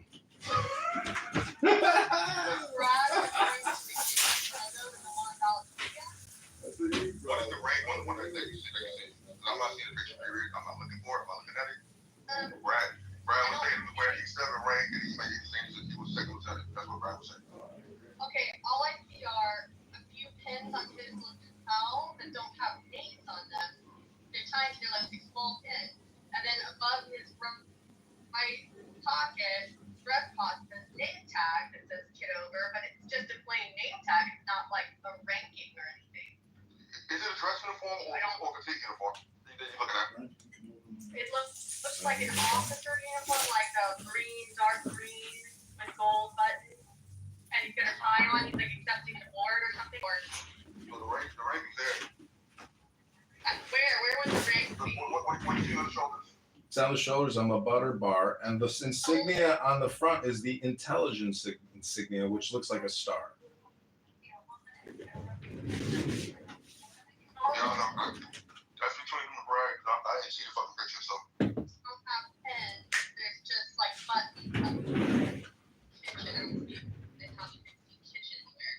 Yo, Matt Cool. What the shit in your picture on Matt Cool? You can also go to Instagram, and my profile name is John Kitover. You can scroll past all the videos from Politically Correct of you Haitian talking, and then you can get to my actual military second lieutenant, commissioning ceremony from the Citadel. Totally up to you to figure it out if you want. But ladies and gentlemen, this is not a question of stolen valor. This is a question of stealing $37 trillion and $2 trillion a year that we don't collect in taxes. Go to johnforcongress.com or click that link above right now to give 10, not 11, 10, not $9. Thank you, Clubhouse, a.k.a. Clown House, like Haitian here with his dunce hat on our great President Trump.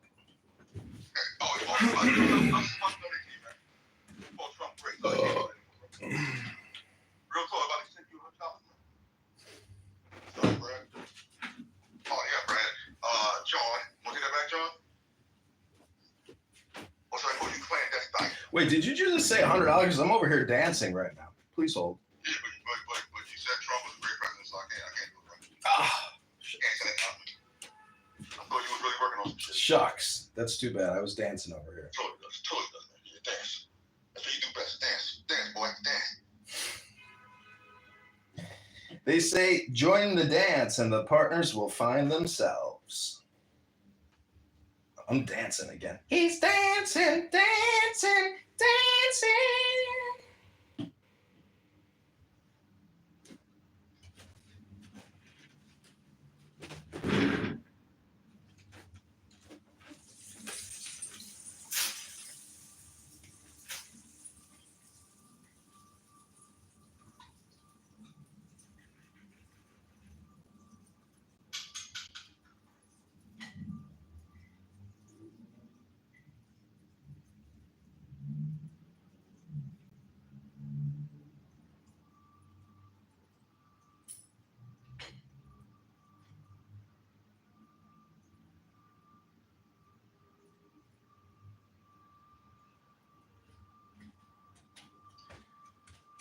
He's dancing, dancing, dancing.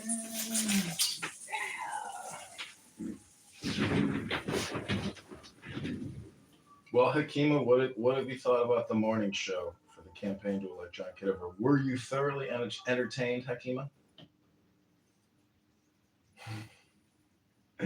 Ashley, were you entertained? Very much so.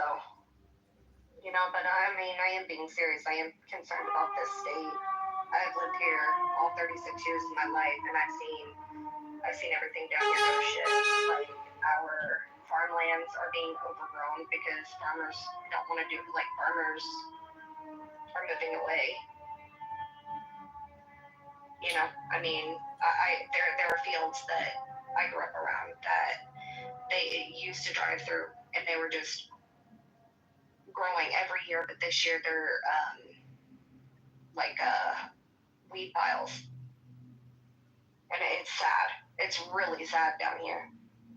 Well, change now is a good motto. I hope Dr. Adams, who is supporting Darren LaHood, the incumbent, that we are trying to unseat and defeat, I hope we can convince Dr. Adams to change his position, because we need all the clubhouse support we can get. Now, I know some people are going to flip against me on this app because the contrarian position is always the best position to be in. And I understand Adams' position, but I think eventually we're going to win over Adams. And one night he's going to come gushing in. He's going to change allegiances. He's going to update his PTR to John for Congress.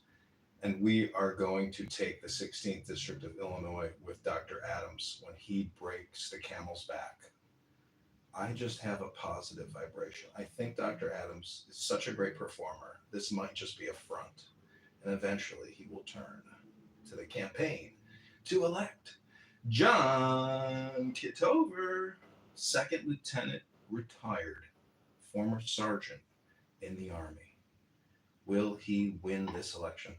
But Ashley, I hear you what you're saying about the farming. You know, I think we have to maximize, our farming, limit our imports, tax the imports, and make sure farmers make as much money as possible at, market rate. But, I'm no farmer. I'm running for Congress, and I work primarily in digital communications. So, I would say document what you're talking about, take photos, shoot videos, make awareness videos on YouTube, TikTok. And, that's what I'm doing. I mean, I'm constantly calling attention to the problems, the dysfunctional problems in government, the borrowing and spending, the bullshit contracting. So, social media and that court of justice is really the first court of deliberation and reprieve. And everyone has that ability to start networking and documenting and being a citizen journalist. So there's really no other way to do it, in my opinion. Even if I win this congressional seat or make the primary, I mean, you're still creating content about what you perceive, as being things to fix. So that's what most of these Congress people do. Most of them just complain and create, Trump crash out videos, but nobody's really documenting and recording the problems that they would actually like to be fixed. Well, I mean, if something happens, like you're fighting an uphill battle up in northern Illinois, I'm telling you, because I think you're the only Republican on the ballot, aren't you? Yeah, other than the guy that I'm running against, yeah. Yeah, but if you ever get a chance to drive down here, it's like a 5-hour drive from you, to check out how bad things are down here and like how much they could be improved. But this whole end of the state is completely ignored. The schools are ignored. I worked in the school cafeteria, and I can tell you how, like it was canned food, it was frozen food. They didn't even turn on the stove some weeks, right? It was all oven stuff, and it's pretty bad.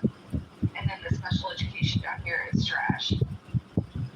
I mean, there's a lot of concerns I have in this state, and it's making it so people that have lived here their whole lives are moving away because you can't afford your property taxes.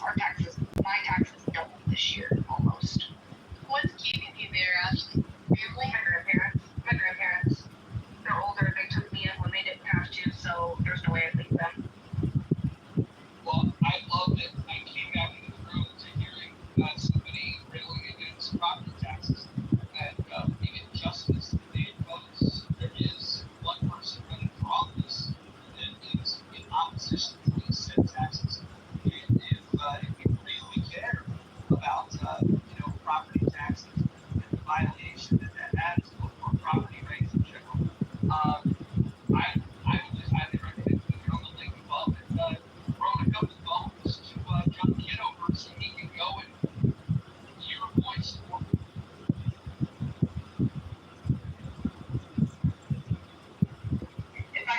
I would donate, but I don't right now. $1 goes a long ways. It does. It also puts you in our database, so I can reach out to you to help us with the campaign digitally. And I know $1 may be a time waster for you, but if you get in our database and you get your email or cell phone number and you're open to receiving messages from the campaign directly, we need direct digital action just as much as on the ground foot action. So your digital footprint and your digital activity can be even more valuable sometimes than on the ground action. Your retweets, your reposts, your citizen journalism, you will be joining a forever campaign until you tell us to stop spamming. Well, if you ever run down here in my district, I'd help knock on doors and everything if you could bring awareness to down here, because it's a waste. Like, it could be a good area here. Well, who is your congressperson in your district? Let me look it up. I can't remember off the top of my head.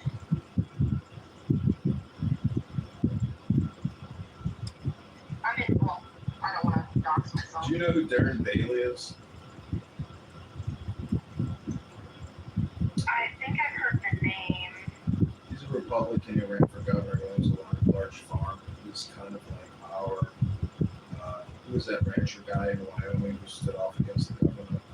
I think they can do that this, but he's just a very politically active conservative farmer, and he did not win the governor's race, but he, made a good showing and organized more people, to the Republican Party of Illinois to hopefully, unseat and knock these Democrat psychos who are ruining the state with $200 billion in debt. The city of Chicago is $60 billion in debt, with hundreds of billions of dollars in liabilities, just like the federal government. But the federal government has $100 trillion in unfunded liabilities and $37 trillion in funded liabilities. But nobody cares about that. Everybody wants to attack the military record of John Kitover, his second lieutenant Butterbar status as an officer, a medically retired officer from the U.S. Army National Guard. Bojo, you just missed a very exciting roast of campaign candidate Congressman John Kitover. Thank you for your service, John. Ours is Mike Boss. He's been for as long as I can remember, too. No, thank you for your service, John. Don't thank me, Pockets. Don't thank me. Thank all the thousands of dead soldiers in Iraq and Afghanistan who died fighting for your freedom and liberty to give $1 to John Kitover. Thank you. Don't thank me. Pockets, let me just say, the best form of thank you, the most sincere form, is in the form of a donation. Yeah, let's do that.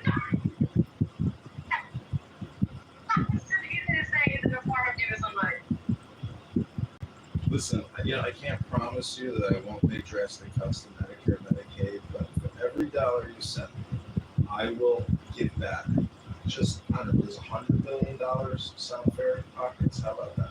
I support what you're doing. I think it's just the fact that I am just more emotionally invested and not thinking as logically, because I do work with seniors. I'm very close with a lot of them, so I feel like my emotions do get in the way of my logic on all of this. So, but I do support what you're doing.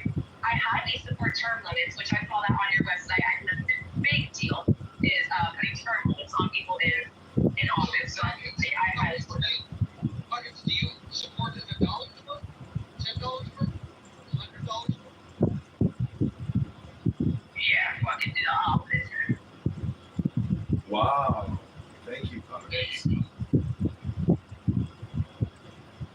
Ashley, do you ever have the opportunity to go to either local county GOP meetings if you're on the GOP side or Democrat meetings?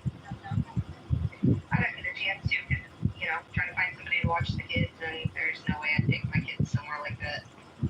They're too hyper. And you're married now, aren't you? You be watching? Yeah, but remember, he's on the boat. Remember, he's on the boat.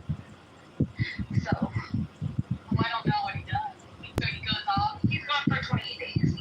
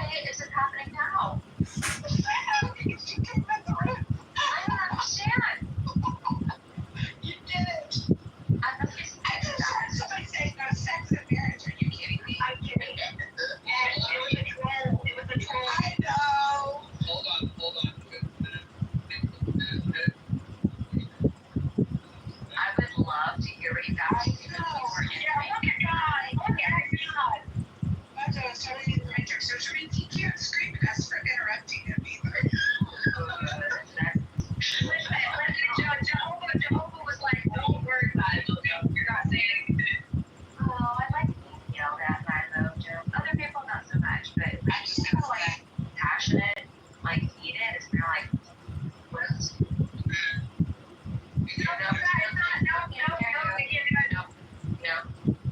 I'm gonna do this. I'm gonna do that. Meaning, change your deal. You love you to go on. It's just like the fuck. Okay. Yeah. Okay, well, I just want to say, ladies, go ahead and talk about all of your filthy habits. However, if a certain somebody, a friend of mine, enters this room, we need to change the subject because she doesn't like to hear about this. Don't tell me that that's his name, but that's not gonna happen. No. They're grown up. They understand things, and that's not gonna happen. They're just gonna keep on talking their lovely themselves.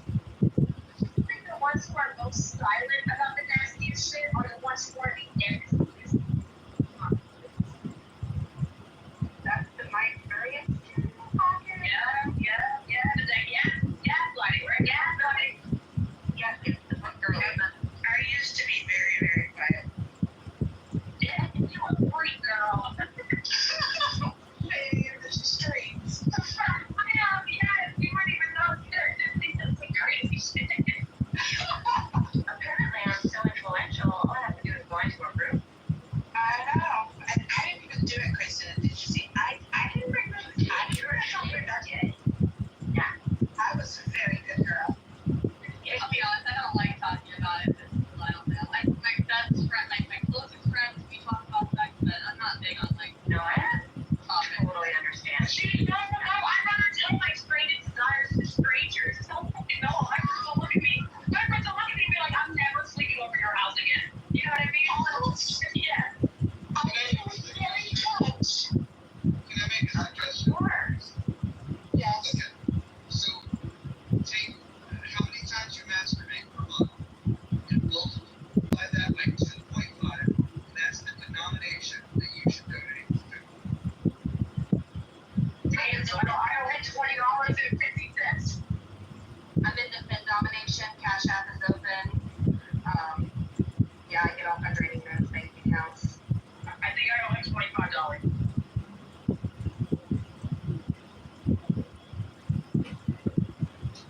I gotta say Cash App is wild? that was an intense roast No, room. it's not really. Who roasted you, Don? I'm so confused. I missed him. Brad really roasted me because he was Yeah, upset. I'm gonna go back to that. He was very upset that he never made it to an officer status in the U.S. Army. You know, I respect his service and I respect his strength and courage.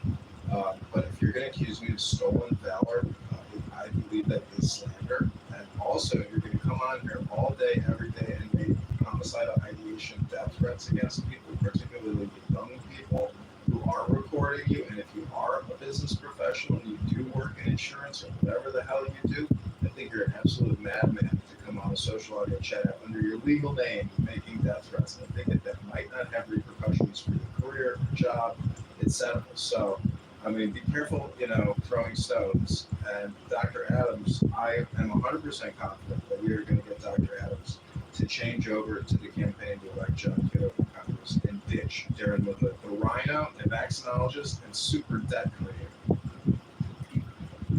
I just don't get what future he was referring to. The one on Palestinian, there's that, I don't see kitchen anywhere. Yeah, and I Googled you, John.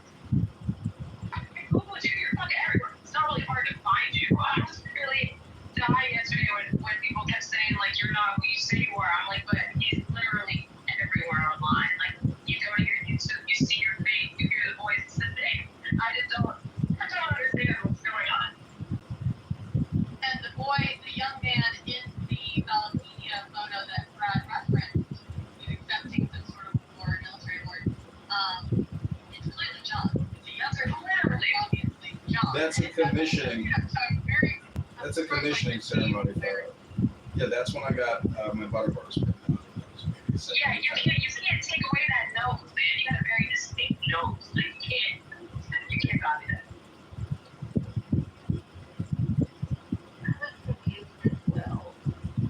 Right, Ashley? I think you would be on the show. Like, what the fuck is going on? Like, I just didn't, I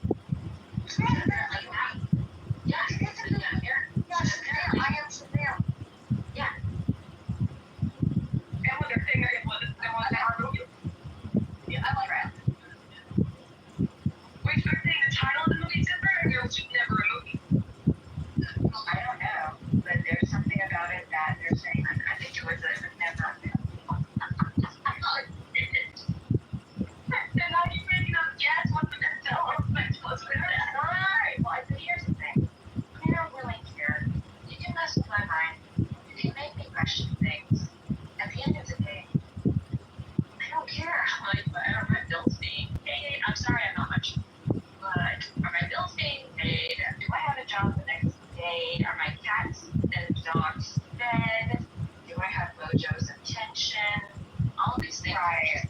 First and foremost, Well, hold on. Wait, the best way to get my attention these days is to click that link above. Smash that link above and then leave a generous donation. That's the best way to get my attention. How much did you donate to? I'm going to keep my donation level private, but John is very aware of what I gave. I need you promoting my TikTok. I need you promoting my TikTok. You are good. So, real quick question, Kristen. I don't want to put any pressure on you, but so in your support of John Kitover's campaign, are you prepared to like and share the images, or are you able to volunteer in a different way?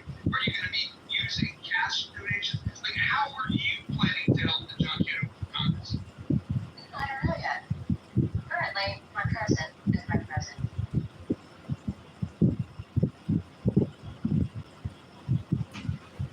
Well, if you, What if we just did this? What if everyone in this room that hasn't given at all, what if you were to just click that link and just as a gesture of goodwill, leave $1? Doesn't mean that would be the last dollar. Maybe it is the last dollar you leave. But what if everyone in this room right now, including those that have already given, such as myself, what if we just click the button and give $1 right now, just to recognize that we are in support? It's $1.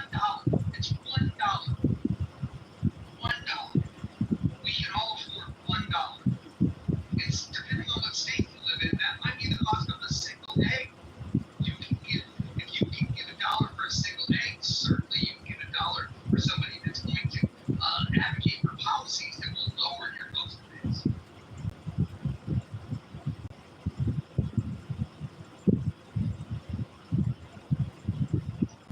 If you wanted my personal information, Joe, all you have to do is I have no access to this information whatsoever. well, then I guess you won't be happy. I'll put $1 in an envelope and send it to you.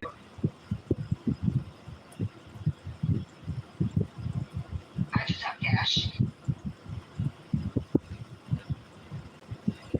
Or speak to the people people that are well resourced, like Dr. Adams. Has been, but I could be wrong. Well, Dr. Adams he's a doctor, Graham. As a doctor, I'm sure he has an excellent salary. I think we can get Dr. Adams' department at least one of his hard-earned dollars. Dr. Adams, please let us know once you click the button and you've given your support for John Kitover.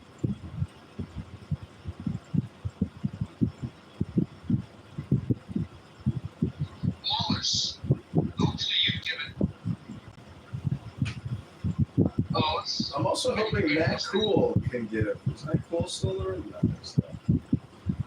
I don't think Matt Cool's as well resourced as Dr. Adams, but Wallace grew up in the same area that I did, and I know that living in that area, he's got at least one disposable dollar that he can donate. You know what I have to say there, Joe, is that I'm so grateful that my dollar is worth just as much as anybody else's dollar. Because I am currently in a country that used to be first world country. That's slowly turning into a first world country. And I'm slowly turning into a second one. And I'm not very happy about that, but at least my money holds good. Well, don't forget about the Clubhouse Anonymous. I think that by giving money to this campaign, it's a better investment than even investing in Clubhouse Anonymous, because I already have a Clubhouse Anonymous. And if there are conversations that you'd like to anonymously listen on through my YouTube, Instagram, or X account, or Clubhouse accounts, you don't even have to pay the $5 to get the anonymous feature.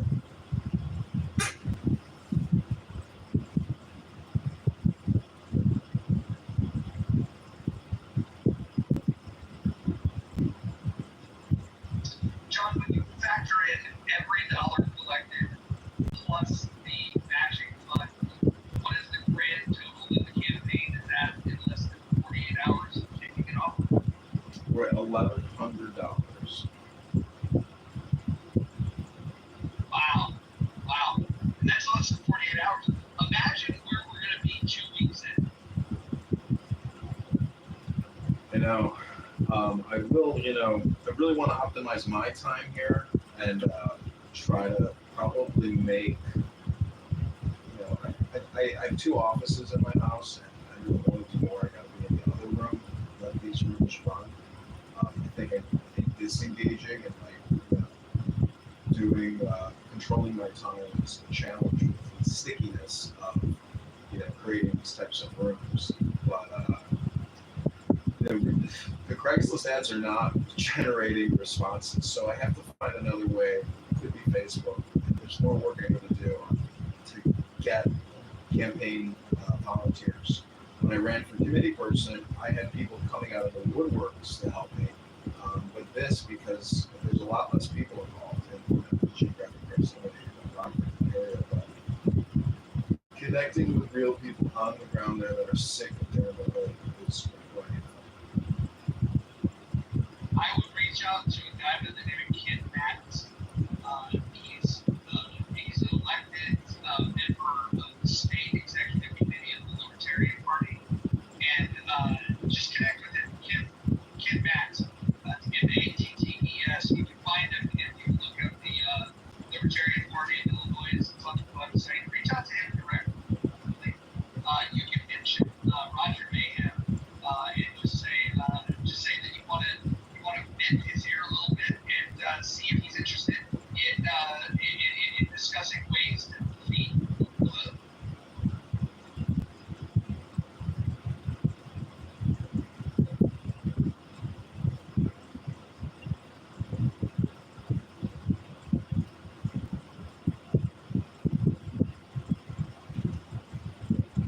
Okay, I got his Check to information here. holiday. Ken Matz. Okay, he's got a Facebook and a website. Then we'll get to work.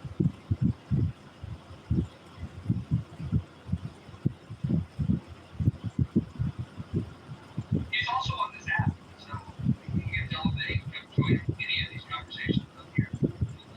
That's easy to work. But a private conversation would probably be a good initiative.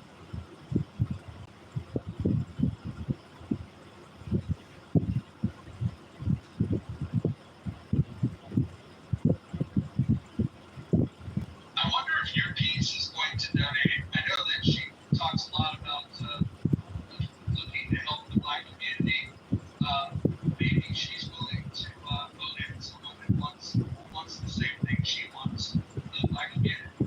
Let's bring your piece in.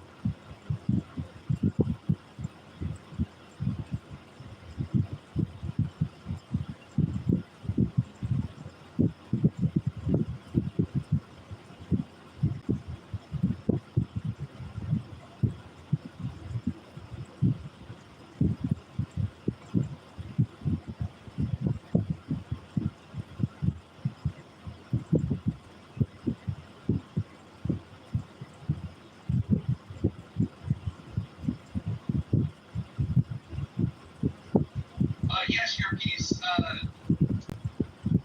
John Kitover is running for Congress. The link above. What he's hoping to do is make sure that the way the state government intrudes in our lives, ensure that you see the way that they've intruded in the lives of your people. You might find a great ally in John Kitover. But click on that link. That's the first step. And prayerfully consider a generous donation.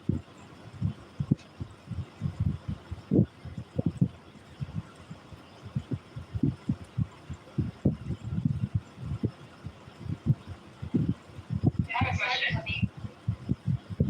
question. No, you go ahead. Mine's totally off topic, so forget what you want to say on the fly. I was just gonna say I would have $1, but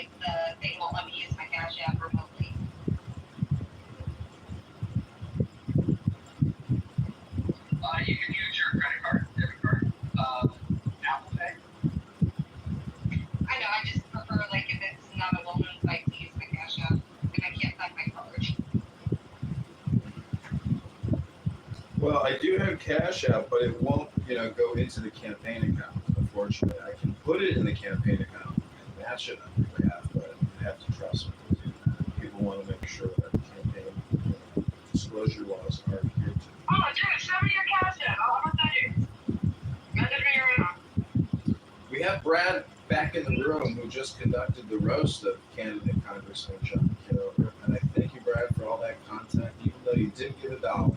Your content is invaluable to the campaign. So I salute you, warrior, hero, Brad.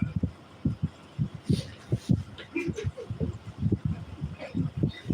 forget the fact that you used that sergeant at E7. You used his picture before in season 2, right? You forget that you went around and said you were a veteran multiple times, and then got caught lying on it. And I believe there's even a video that you recorded on that. I think when you went around using that same photo.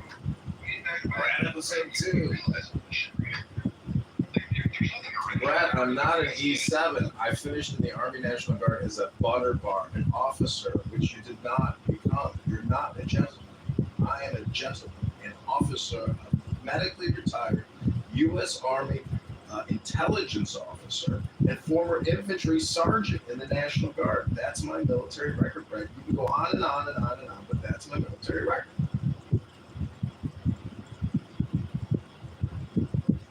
So you're soliciting funds for a campaign as a veteran, correct? 100% correct. Okay, so you realize it's a federal crime, right? Go ahead and file the federal charges, and then you can have my DD-214s, and then maybe if you keep making death threats on Clubhouse, you too will have federal charges. Brad, I gotta ask you, I'm confused. Okay, you said the photo on Valentina, right? Correct, yeah. He's used this before. Okay. That's Brad. The veteran who actually was on that photo came on the Clubhouse saying, why are you using my red? Brad, you may have a traumatic brain injury, but that never happened. Brad, that is 100% John. I don't understand. That is definitely his face. It Ollie. says Kitover, but wait, it says Kitover on the page. No, it doesn't. It says Kitchen. Zoom in, it was 100%. It does not. It says Kitchen. You better look it up. And it's also not an officer's uniform.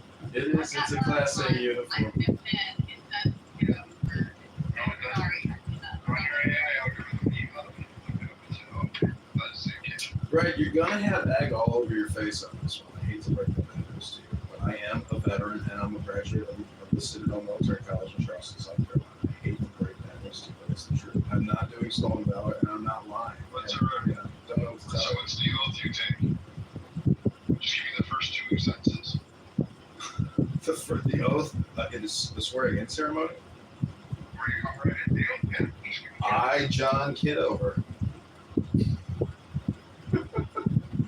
do solemnly swear to uphold and, allegiance. It's not like I have it memorized, Brad. Yeah, that's right. How many things you play go against it? Yo, Brad. Okay, Brad, let me ask you this question, Brad. Look Brad. it up. It's definitely him. I'm like actually kind of concerned for you right now. Like that is it's definitely him. Get over. And it's clearly his face. Like there's no doubt about it. Pull the picture out of the Google search, and it'll say Kitchen on the last name. Ask your AI, identify this soldier and their rank of it. Okay.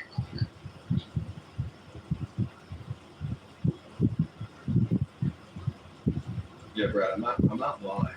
I'm not making anything up. If you want to come to Chicago, I will invite you into my office and show you all of my military records and, show you pictures and prove to you who I am that I say I am.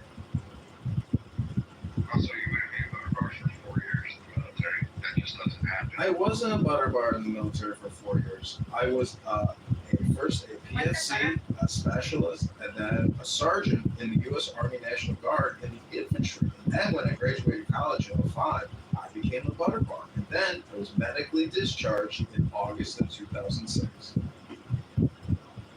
That's soliciting funds as a veteran or proposing as a veteran that is valid. And it It's not stolen valor. I'm a Service Connect disabled veteran, Brad. What you're doing is slander, sir, and you're no gentleman. And if you keep doing it, I will find a lawyer in Chicago to send you a cease and desist. Go ahead, find all of it. Okay, great. Well, everything's being recorded, so the Court of Social Justice will prove that, you're making false accusations. You may have a traumatic brain injury, I don't know, but what you're doing is not genuine, sir. I'm being transparent here, but I am going to disengage from Clubhouse today. And, it gets very tiresome, and I need to essentially meditate, focus on my health, because a good congressional candidate takes care of himself.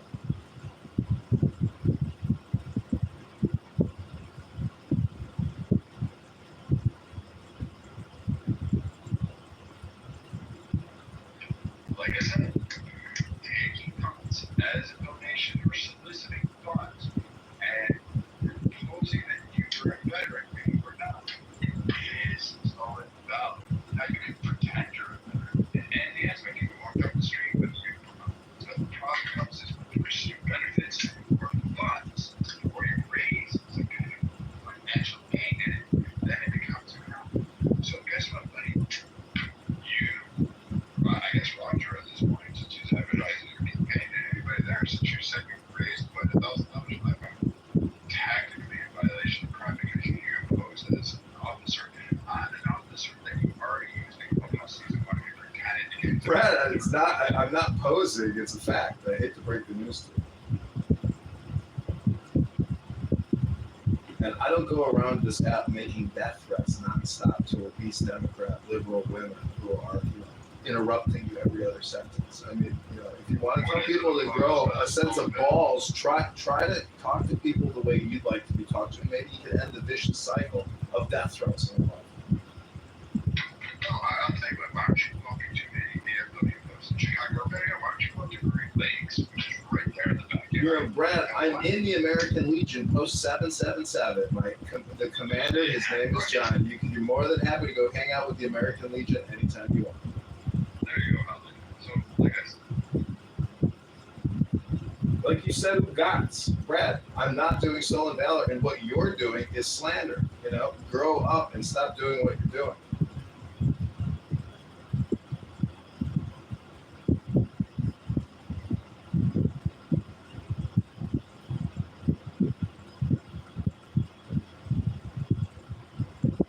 I also found from 2002, looks like John Kitover was with the Citadel. The Citadel team captain lead by example. It's an article, and it goes on. He is listed as one of the top performers by sport.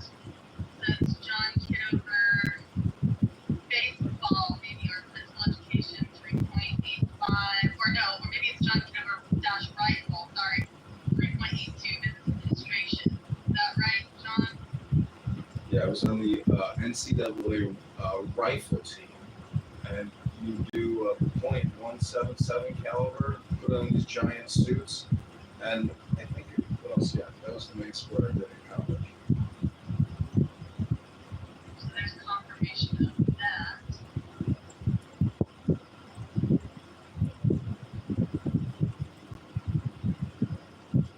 As this evidence presents itself, Brad, are you willing to apologize as the evidence presents itself? No, because the picture's already been used before and you got called out on it by the actual guy. This is not evidence of anything. He's not a veteran. He is, sir. He's full of shit. And he's collecting funds. He got called out for the shit season 1 and season 2 using the same fucking book. Because he went on somebody's Instagram, one of the veterans that was on here, and took his photo. That's how you get this. Brad, I'm not going to go all day, but you may force me to defend my character that you're impugning and creating a slanderous libel trail on my YouTube live stream. But you know what? I let it go because I know that Clubhouse is a roast room. It's a roast show, and running for Congress takes a lot of strength and courage that you can only develop and perfect through military service, in my opinion. Having been to the Citadel, graduating as a second lieutenant, going through 4 years of ROTC, serving in advanced infantry training in Fort Benning, Georgia, working with generals, colonels, all the time in communication, going to a general's office, going to a colonel's office, doing real military communication. I mean, I don't know what to tell you, Brad, but I'm not doing stolen valor. And, you know, what you're doing is slander and maybe illegal with your death threats on this app. And I hate to keep bringing it up, but Brad, I'm telling you, as a gentleman and a former U.S. Army intelligence officer, it is not intelligent to come on Clown House and constantly make death threats to people. It's not intelligent. It's just my opinion. But who am I to give advice? Just a stolen valor schmuck, according to you. So, you know, just telling you, don't throw stones and go look in the mirror. Well, I also want to read something that I discovered from this. You know, I want to make sure that everything's above board. And I'm reading here that in 2002, John Kitover, an athlete at the Citadel Military College in South Carolina, achieved a 3.82 GPA in business administration while participating in the Red Team. Like, how do you counter those things? Yeah, that's what I mentioned.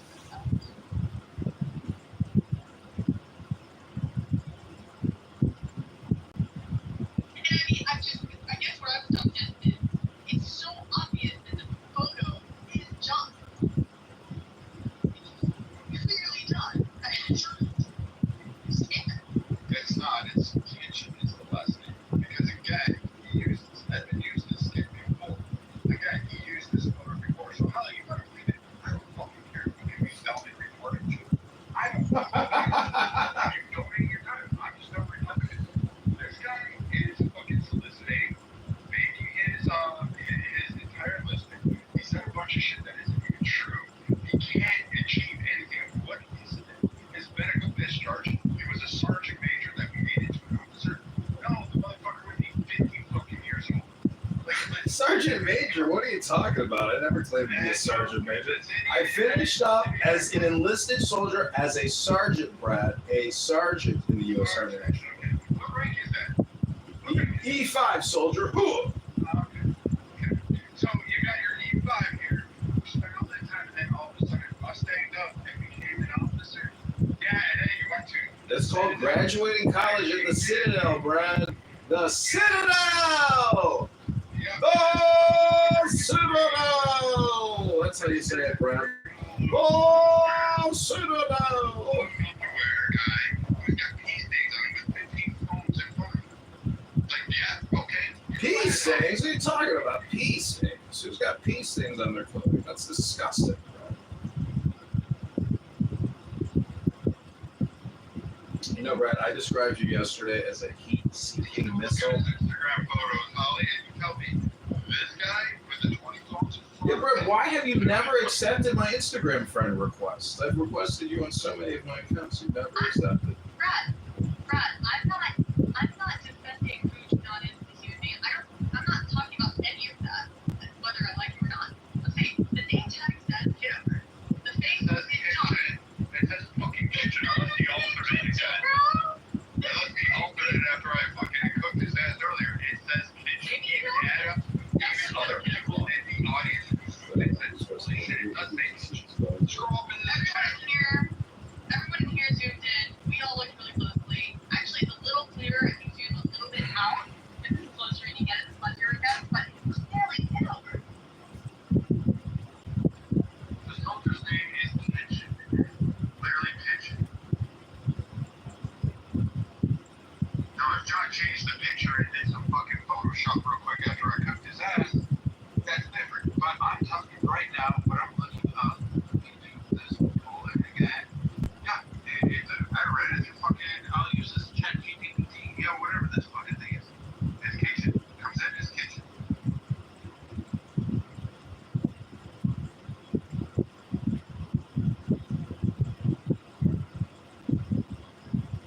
I think Thank you, Akiva. So I'm going to put my Instagram profile in the chat. Scroll down to the bottom of the profile. You can see more military photos. And Hakima, and I'm going to upload a special military photo from Fort Benning, Georgia, where I'm with 2 African-American men in the field taking a photo. We were good friends. ChatGPT says the photo says Kitover, not condition. Also, Hakima, the African Americans in the United States Army taught me how to crib walk. So if you ever come to the Lady Hawk, you can see my crib walk dance. I might spell out Hakima.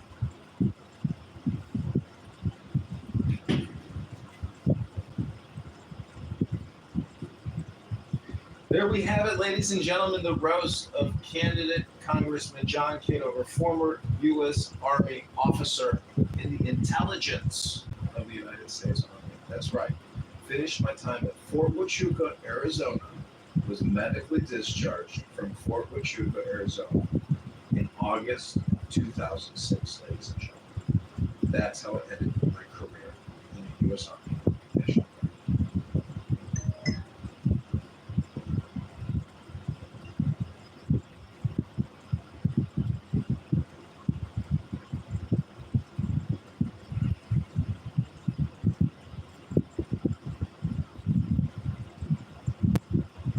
When we first went to Ballotpedia and pulled it up, it literally said kitchen. So I don't know what you guys are looking at because I still have it, the tab up here and I still have the photo.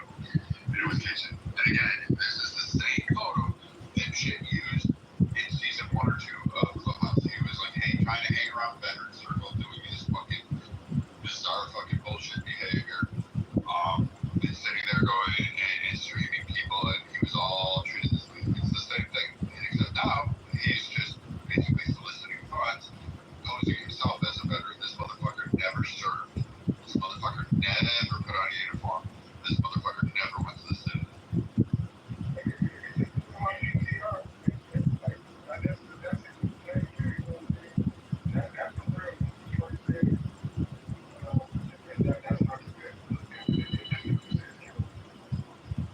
Well, not only that, you can do a quick little search online and you can find the Indian background of going Senate. I mean, like, I'm so confused.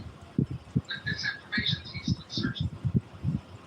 Okay, Brad, PTR, because you're too lazy to look at my Instagram or you just don't know how, but look at my PTR. That's the actual officers, the lieutenant colonel and the major pinning my butter bars on. If you don't think that's me, I don't know what to tell you. I know I'm 42 now and I don't have any hair, but that is John Kitover, aka me, in the photo. Look at my PTR. That's my commissioning ceremony at the Citadel after I finally graduated college.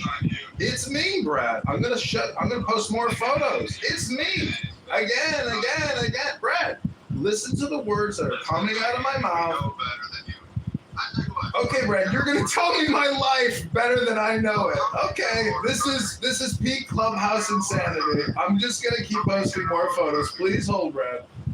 How many general orders? Brad, please hold. I'm updating PTR photos. Carry out the commander's intent, you schmuck. Protect your people and protect the assets and the equipment, Brad. Those are the first 3 general orders. I hate to break it to you, but you're talking to a former butter bar here. I'm updating the PTR, so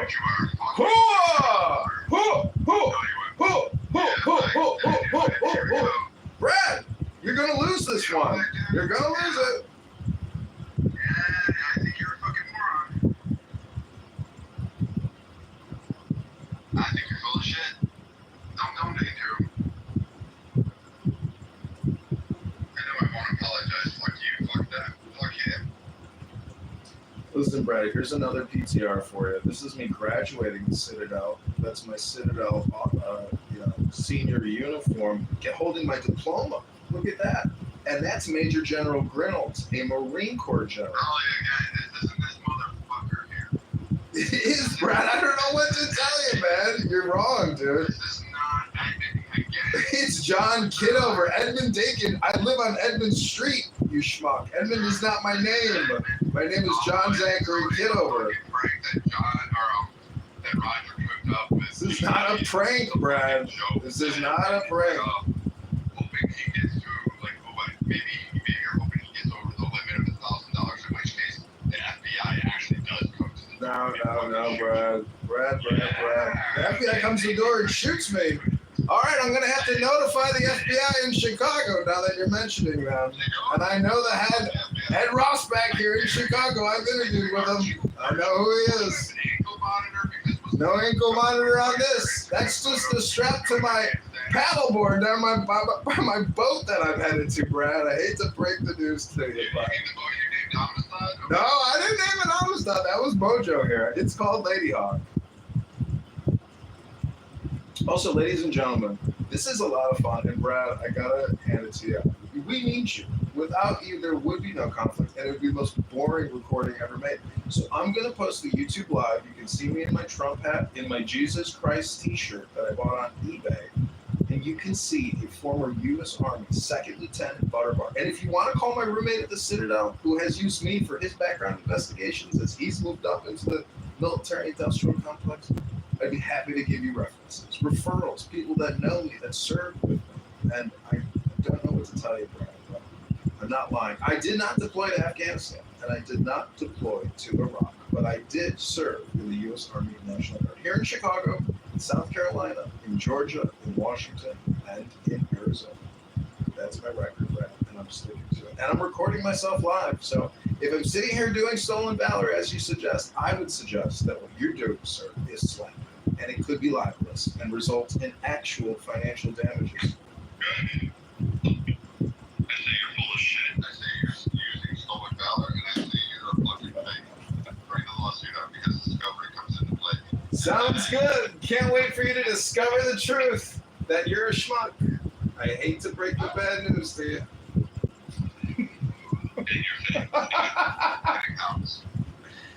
Let me get this YouTube live so you remember where the video's at, because you're going to watch this in the future. After you join the campaign to elect John Kitover and give $10, you're gonna, Brett, there's going to be time in the future. So I'm going to send you my DD-214s. I'm going to send you my DD, I'm going to send you the last one, the discharge DD-214, that you use to get all kinds of benefits that you know about. I don't care who you got. Like, again, when this actually comes out, and Roger and others admit that this is all a big scam, and Holly can sit down there and again, she can sit there and scream. Brad, I wouldn't waste their time if this was a scam. This is a pretty shitty scam if it's a scam, let me tell you. It's a big waste of time if it's a scam, you schmuck.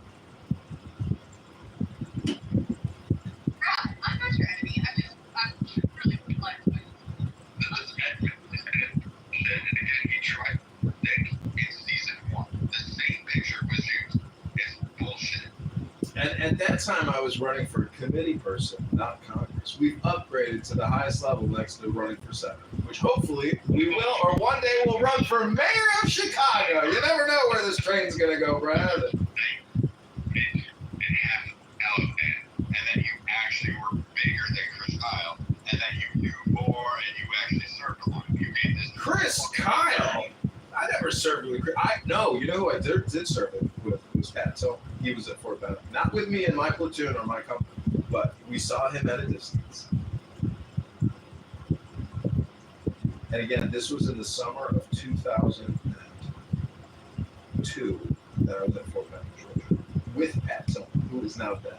And get this, I go to a VC incubator here in Chicago, and I meet the president of the Pat Tillman Association. And I got his business card, and I said, isn't it crazy that the family had to fight so hard to get the U.S. government to admit what happened to Pat? And he just shook his head. There wasn't much to be said, but I don't know if you saw this, but Pat Tillman's brother recently drove a car into a bank, I believe, in Arizona. I'm not making this up. I will get the link and post it right now. Please hold.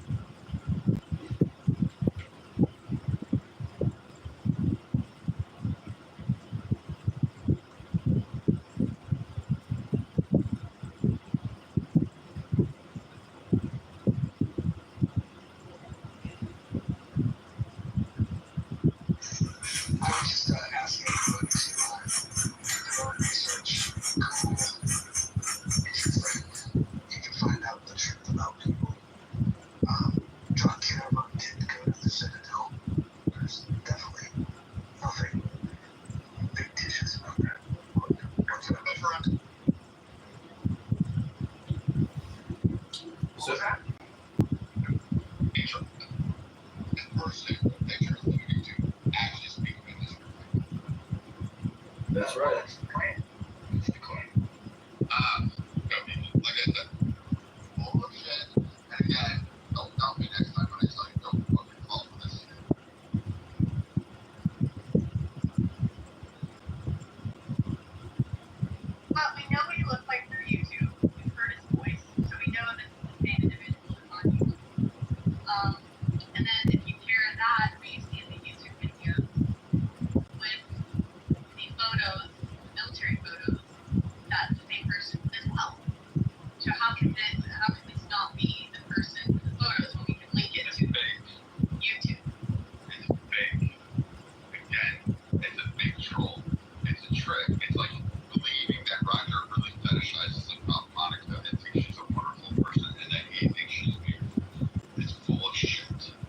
Brad, PTR, that's me with my commissioning documents, my oath and signature to uphold the U.S. Constitution. It's me in my new Class A uniform with military intelligence pinnings at the front and my habitats, whatever it is. I got the gold bars on there, so clean shaven. Epaulets. You know, I was going to ask you, how do you say epaulets? I couldn't think about how to say it. I thought an officer who was of military intelligence would have that.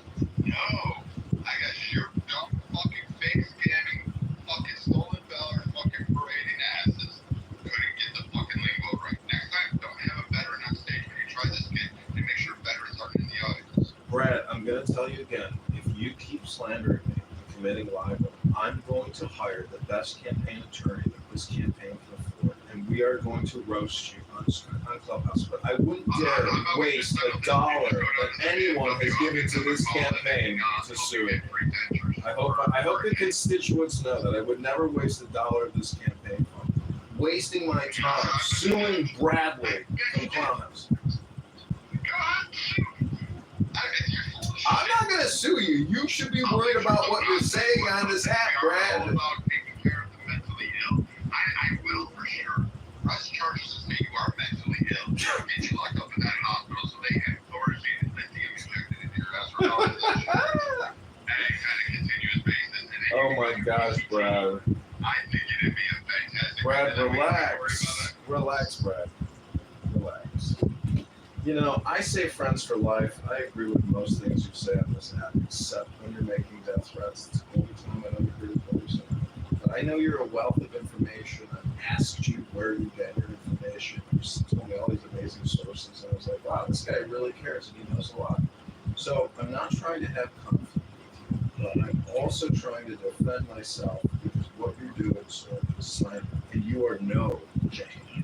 Anyone who comes on a Clownhouse social audio app to use profanity and vulgar against low IQ racists like Keegan and Pepe, screaming at that beautiful, what's her face? Anyways, the ladies that you were screaming at, making them cry because they may be obese and you told them some unfortunate truths. All I can say is that I do not like making women cry. It makes me feel uncomfortable. What I'm trying to do is find a recording from 2 days ago when you were saying atrocious things to women. I don't know, that violates the rules of this house. I won't bring in old drama. Let's just be in the mouth.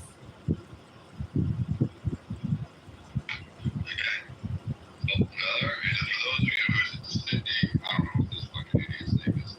Holly, Kimon, yes, he was, I don't know at the time, serendipity, and, one first shot. You never served, you never put on a uniform, you never had to fucking, you don't even know what the parts of your uniform are. So, again, next time, pull a trick, but make it more believable. It's almost as believable as Roger wanting the whitest of white women and the fattest of fattest women, Monica, to, have a flirt with, because damn sure well know that that's not Roger's type. And I've known Roger for 4 or 5 fucking years. It ain't his type. So, I mean, again, it means, it's in control. I'll give you that. And apparently you got a lot of people, including Holly, who's all butthurt about it. My tactics evolving. I'm not butthurt. I don't understand why you think I'm upset.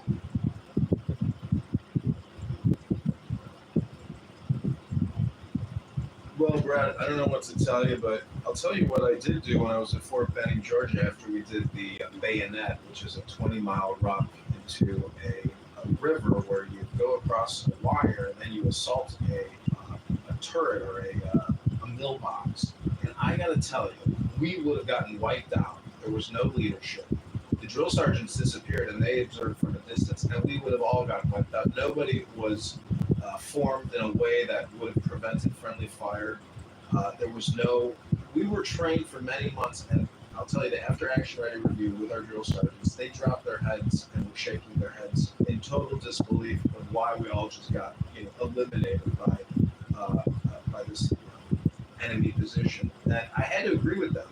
We were totally uncoordinated, and it was pathetic. But we were also exhausted, and I think everybody was just like, "This is it. It's finally over." But we did not take out that enemy turret because I got to say, I don't know what happened to us, but our conditioning, our training to do flank movements and assault positions, it just we got wiped out. So, that was the bayonet. That's the culmination. And then from there, you go into the forest and you drink fruit punch, and you see all the banners from all the different military conquests of America, from World War II to World War I to battles in Cuba. You see all these incredible flyers and banners they put up, and then you drink fruit punch. That's how infantry training culminates at Fort Benning, Georgia. Well, I bet you drink a lot of fruit punch. I mean, you are what you drink. Yeah, you are. That's it. Brad, it's a metaphor for blood. Not in a fruity way, Brad. Don't project. I'm just saying that you drink fruit punch because it's a metaphor for being bloodthirsty warriors. I will add it here, Ryder. You did one of the most epic calls on you. I mean, you surpassed a lot of people on here. I mean, you may have actually beat Alex New York. I think hats off to you, sir. You did it. I congratulate you. Again, running a campaign and having Edmund pretend that he's a veteran and he's other people and he's got all these credentials, even getting Holly to believe it. Like, holy fuck, I never thought some people would be that difficult or gullible or any of those. I hats off to you. Holy shit. Like, yeah, I'm no longer going to stop people and call out bullshit and stop you and call it a conservative. You actually come back at me and then you'll say, oh, I'm crazy, I'm dumb. Yeah, for 5 years, you're going to now say, oh, I'm going to take this guy seriously. All of a sudden in a month, because Roger gave your blessing. This is the most sheep herding mentality I have ever heard of, and it's insane. It's actually insane. Hats off to you, Roger. You win. Well, Brad, you know what else is insane? Coming on social audio chat apps and making death threats. That too could be illegal. Not just insane, but illegal. Now, I am accused often of illicit recordings, which could be violating Illinois or federal law. However, I have to say, in today's day and age, live streaming all your activities, especially your political activities, could be the safest move you make in anticipation of some type of lawsuit or counter lawsuit. Because every time you get sued, guess what you can do? You can counter sue. So change is now, and we need you, the roasters of candidate Congressman John Kitover, to donate $10, not $11, not $9, but $10. Click that link above right now. Do it. Go ahead, give 100, give 100, give 1,000, give 10,000. Again, I recommend it. Everybody believe that. I think I've done my work here. I've done it twice in one day. I'm on a roll. I'm cooked, keeping yesterday.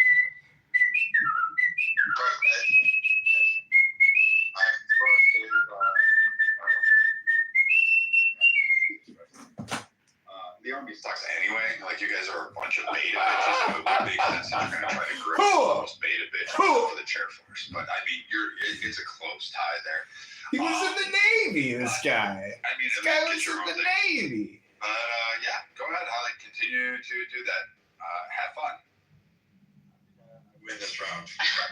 I haven't even said I'm supporting him in any way, shape, or form, financially or otherwise. I'm just, why do you keep taking it all too far?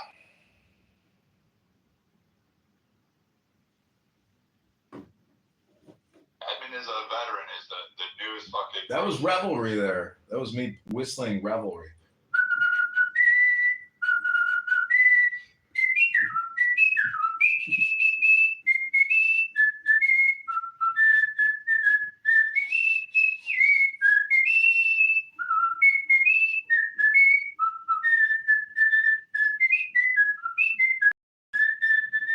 There's no way I could whistle that unless I listened to that thousands of times.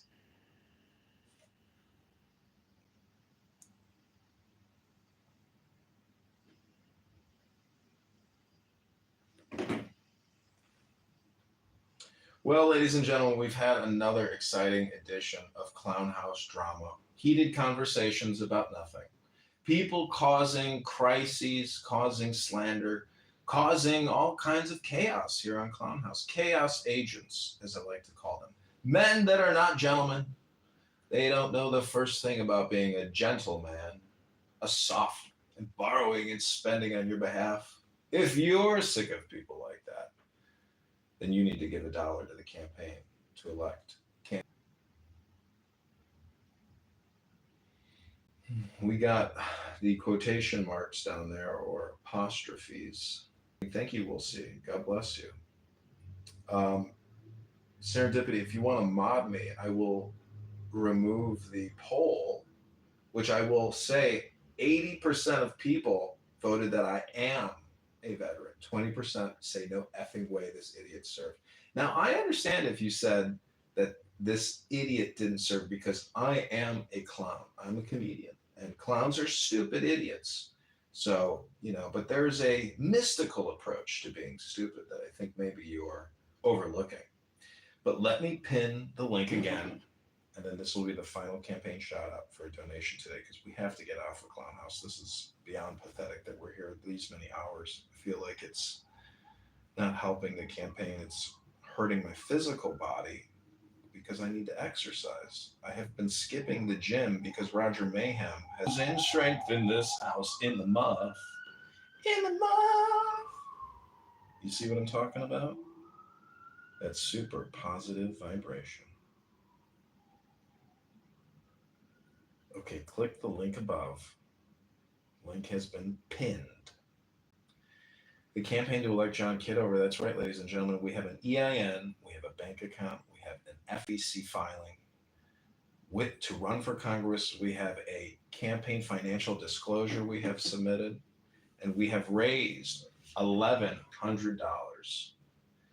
$550 yesterday, and I'm matching the other $550.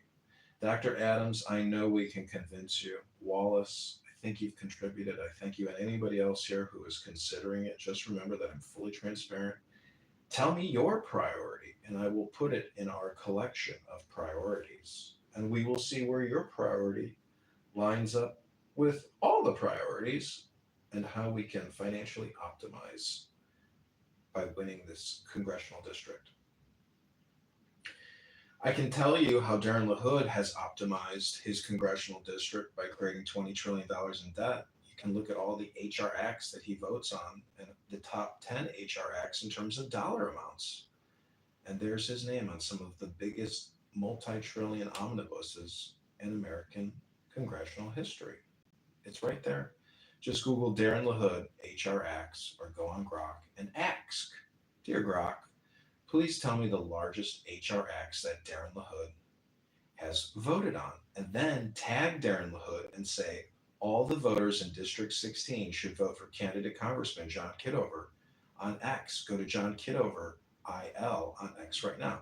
See, all this heated debate with Brad, we could have just spent some time creating content and posting on X to attack and unseat Darren LaHood, but instead, we've got road ragers on this app who, once they get behind the wheel, they are incapable of going from point A to point B without yelling at somebody, getting in an accident, getting out of their car and punching out the other driver and screaming all kinds of profanities, vulgarities, and homicidal death ideation on Clown House.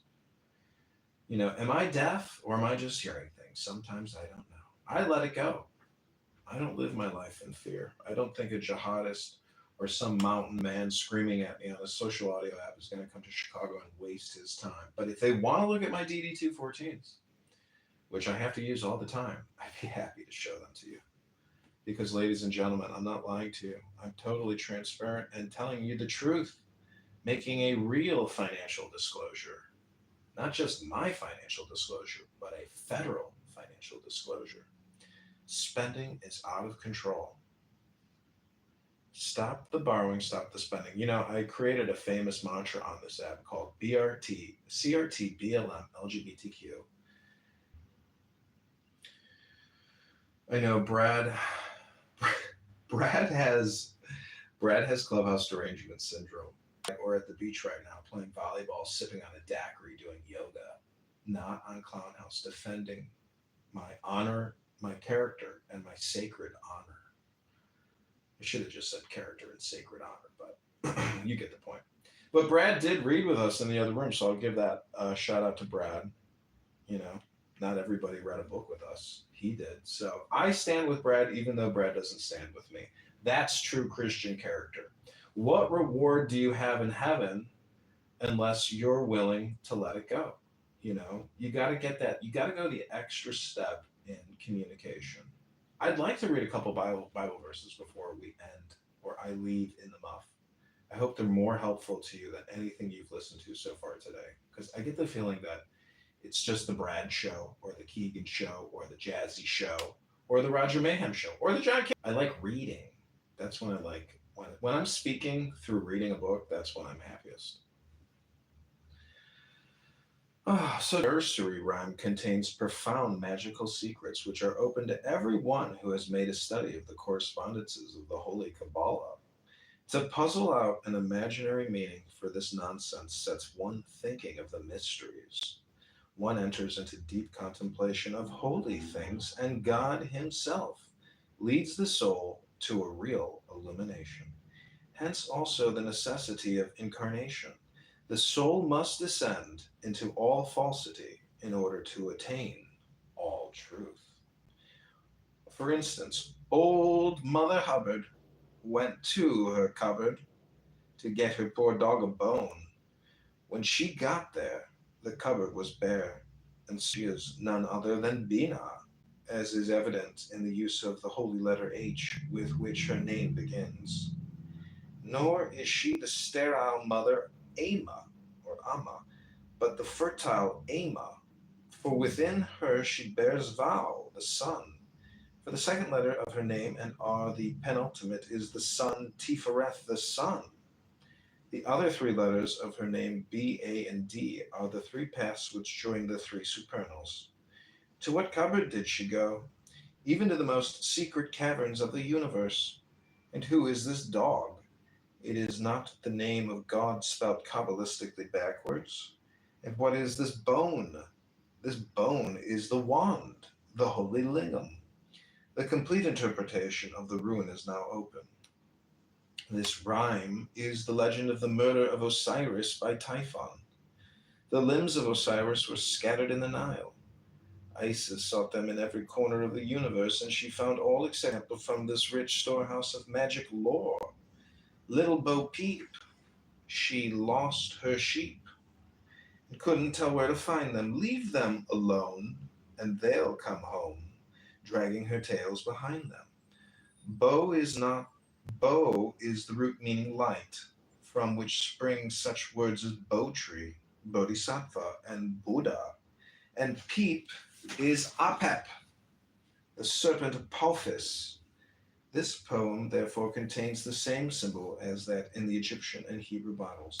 The snake is the serpent of initiation, as the lamb is the savior. This ancient one, the wisdom of eternity, sits in its old anguish awaiting the Redeemer.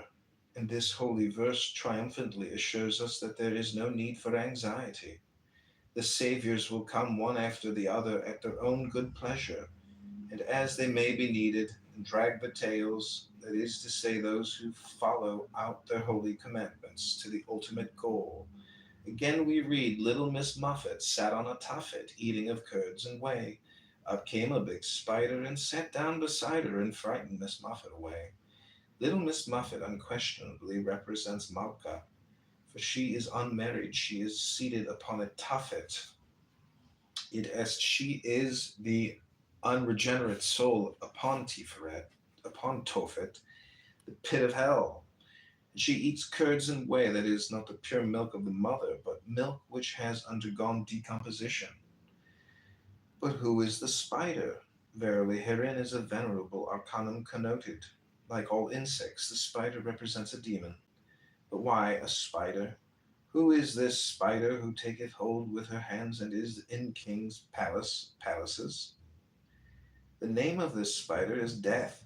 It is the fear of death which first makes the soul aware of its forlorn condition. It would be some type of symbol interesting if tradition had preserved for us Miss Muffet's subsequent adventures, But we must proceed to consider the interpretation of the following rhyme. Little Jack Horner sat in a corner eating a Christmas pie. He stuck in his thumb and pulled out a plum and said, "What a good boy am I." In the interpretation of this remarkable poem, there is a difference between two great schools of adepts. One holds that Jack is merely a corruption of John, Ion, he who goes, Hermes, the messenger. The other prefers to take Jack simply and reverently as Iacchus, a spiritual form of Bacchus.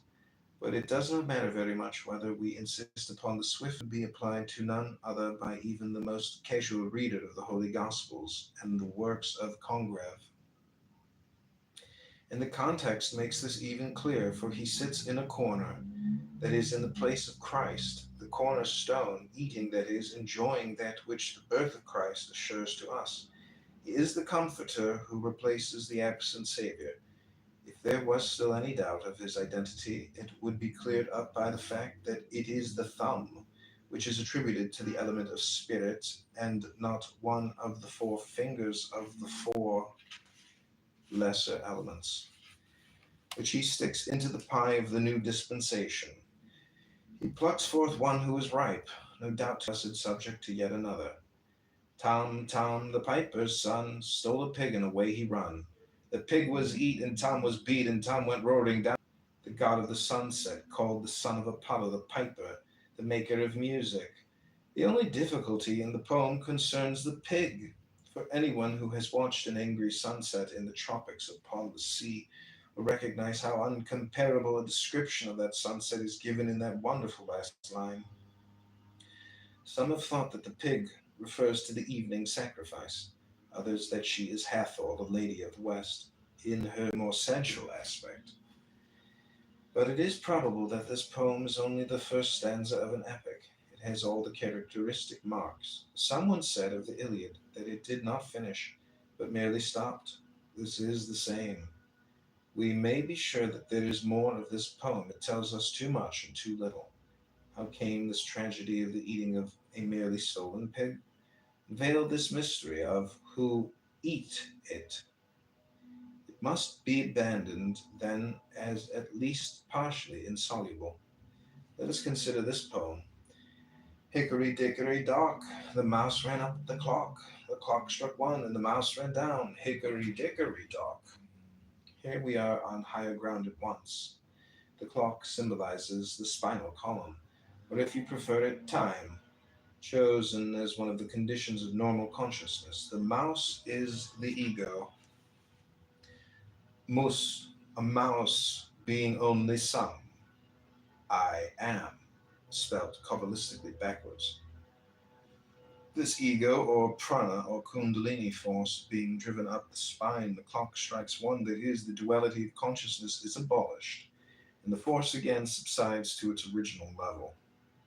Hickory dickory dock is perhaps merely the mantra which was used by the adept who constructed this rhyme, thereby hoping to fix it in the minds of men, so that's what to go into at this moment, for we must turn to Humpty Dumpty sat on a wall, Humpty Dumpty got a great fall.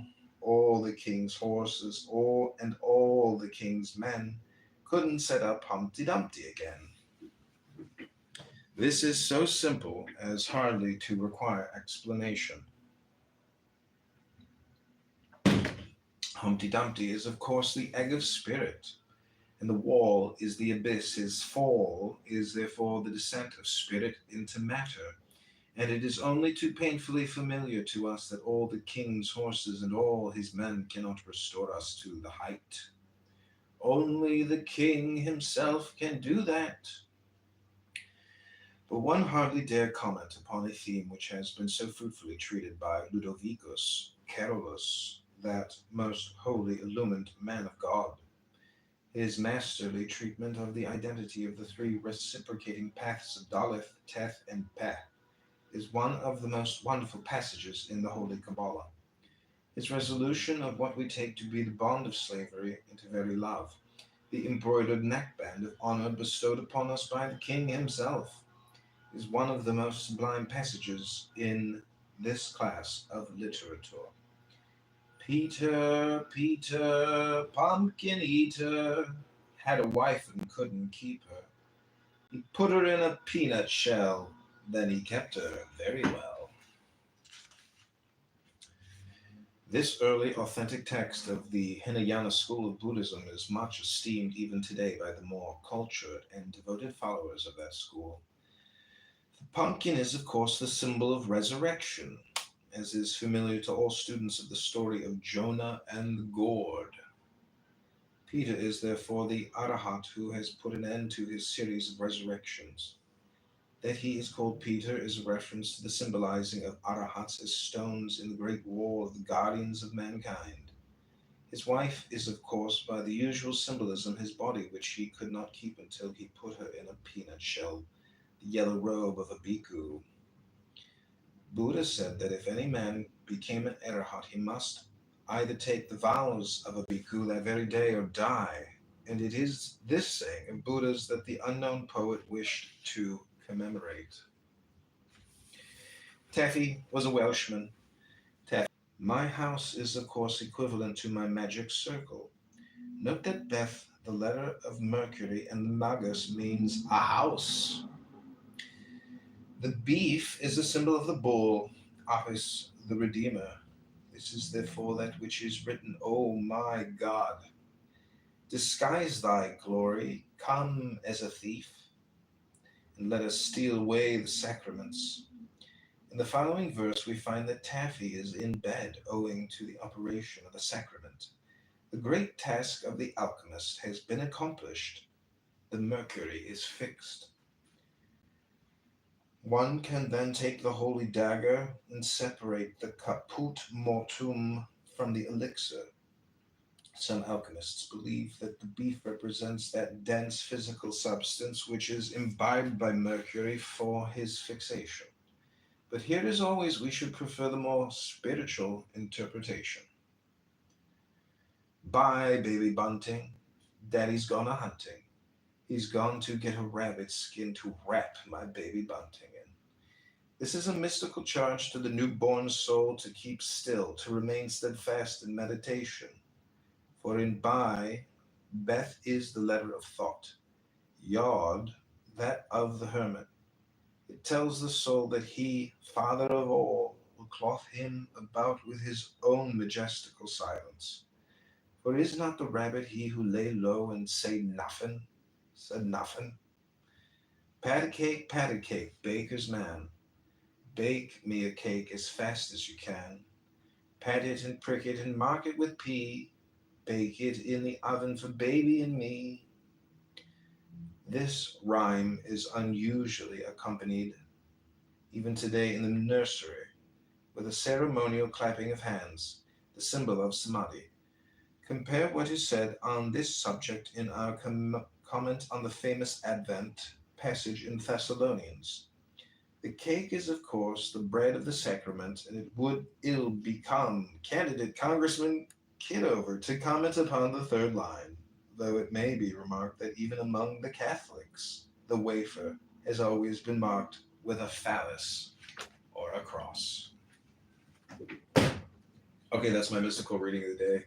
Wallace, Chris, Pete, Chris, Elke, I hope you enjoyed it. This has been the campaign to elect John Kitover Town Hall event, otherwise known as candidate Congressman John Kitover versus Brad Stoffelschnauschelberger here on Clubhouse.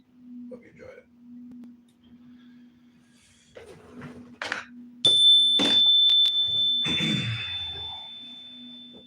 Okay, I'm not going to end the room, but I'm going to leave, and I'm just going to play the Tao Te Ching or something to that extent. I wish the room had replays, but my other rooms are on replay, which is, a good thing. So I hope you enjoyed the show. Let's just play a little Alan Watts. Could you use up to $750? Find it at BioLife. Thanks, Chris. Up to $750 is waiting for you. When a man starts to wake up, Chris, post it to X and tag me and say candidate Congressman John Kitover fundraiser, Brad versus John on Clubhouse. Tag Clubhouse. Tag me. There you go. Thank you, Chris. he naturally pulls away from the crowd. Not because he hates people, But because the usual way of connecting stops making sense, most conversations revolve around status, gossip, or complaints. And once he begins to see through that, it gets harder to engage. He's not bitter. He's not isolating himself out of pride. He's just stopped chasing what others are still chasing. He starts to notice the performance in everyday interaction. The need to people might still wave. They might still offer small talk, but the connection is no longer there because it was never real to be on its own. This is the beginning of solitude, not loneliness, just space between who he used to be and who he's becoming. He starts to see clearly what holds people together isn't real. It's not depth, it's not truth. It's habit, comfort, and shared illusions. People bond over complaining about their jobs, over chasing status, over defending ideas they've never truly questioned. He used to do the same. He used to think that was connection, but now it feels more like noise. He notices how often people speak just to avoid silence. How much energy goes into keeping up appearances? The constant need for validation, for agreement, for reassurance. And once he no longer needs those things himself, he sees how dependent others are on them. How relationships often survive not because of honesty, but because everyone agrees to keep all on its own. From the outside, he might seem the same. He still shows up. He's still polite. He hasn't disappeared completely. But something fundamental has shifted. And the people around him can feel it, even if they can't name it. They sense that he's no longer trying to impress anyone. That he's not looking for approval. That he's not playing the social game anymore. Some find it admirable. Others find it unsettling. Because he's no longer easy to read. Because he's not performing for anyone. He doesn't flatter, doesn't compete, doesn't entertain. And that makes him hard to place. People might say he's distant, or too quiet, or that he's changed. What they really mean is, he no longer fits into the roles they've grown used to. They liked him better when he reflected their values. Now, he reflects something else, something still, grounded, and not dependent on being liked. People see him, but they don't really know him, because knowing him now would require them to see what he sees, and most people aren't ready for that. He once believed that staying connected meant staying involved, showing up, participating in conversations, maintaining appearances. But with time, that definition changed. As his priorities shifted inward, he stopped engaging out of obligation, not because he cared less, but because he no longer needed others to affirm his place in the world. He still values connection, but not if it depends on constant engagement, emotional performance, or subtle negotiation for approval. He doesn't withdraw out of resentment. He simply no longer finds value in maintaining relationships built on pretense or expectation. To those accustomed to transactional connection, his presence can feel distant. But in truth, he's simply not playing the same role anymore. He no longer speaks just to keep the peace. He no longer sees himself through other people's eyes. What emerges in that space is not loneliness, but clarity. A calm independence that allows him to remain rooted, even when others come and go. He's become honest. And from that honesty, a deeper kind of freedom begins to take shape. From the outside, solitude is often misunderstood. To most people, being alone signals a lack of friends, of purpose, of belonging. But for a man who has begun to see clearly, solitude becomes something else entirely. He no longer fills his time with distraction, just to avoid being alone with himself. He no longer seeks out constant company, to escape discomfort. He's learned to sit in silence without needing it to end. What others describe as loneliness is often just unfamiliar stillness. They equate the absence of noise with emptiness.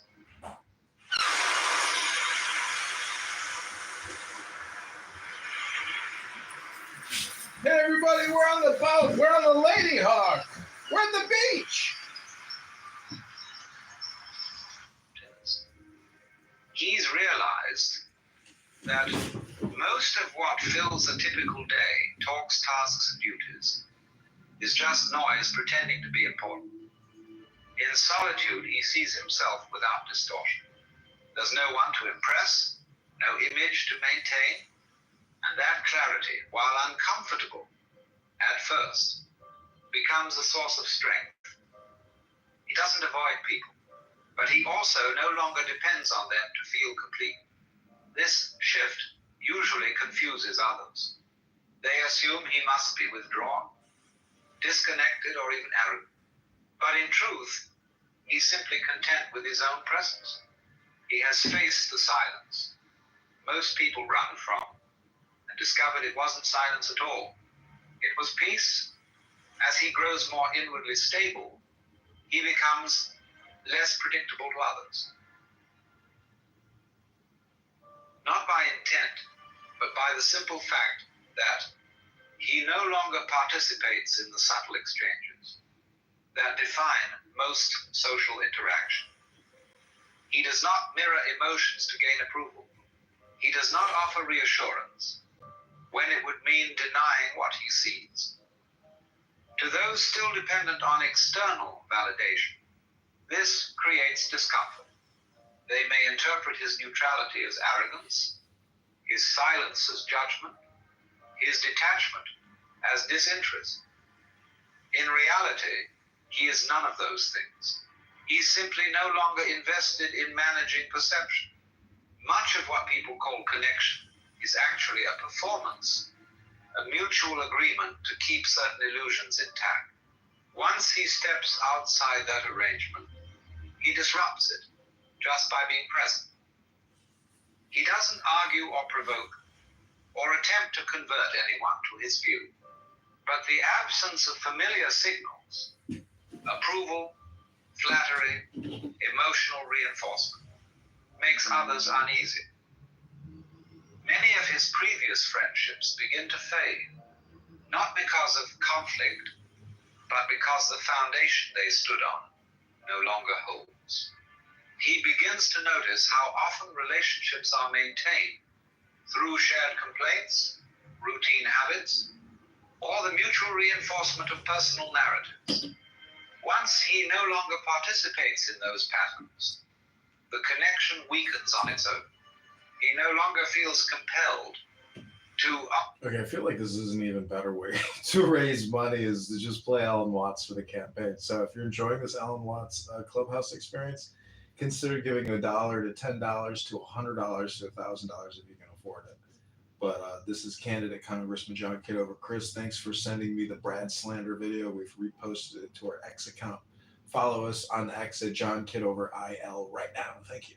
Offer agreement for the sake of belonging. He no longer entertains conversations that avoid substance, and he has no interest in maintaining ties that require him to shrink himself. This shift is not a rejection of others. It's the result of a change in what he's willing to invest his energy in. True friendship becomes something quieter, simpler, and far more rare. It is no longer based on shared illusions, but on mutual recognition. Two people who don't need each other, yet choose to walk alongside one another without expectation. These kinds of connections cannot be manufactured.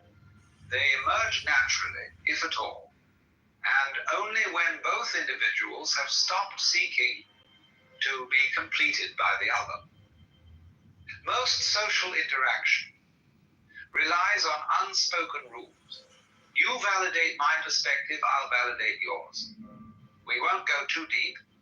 We won't challenge each other's assumption. We'll pretend we agree, even if we don't. He used to play by those rules because everyone did. But once he starts operating outside of them, the dynamic begins to break down. He no longer gives comfort just to ease tension.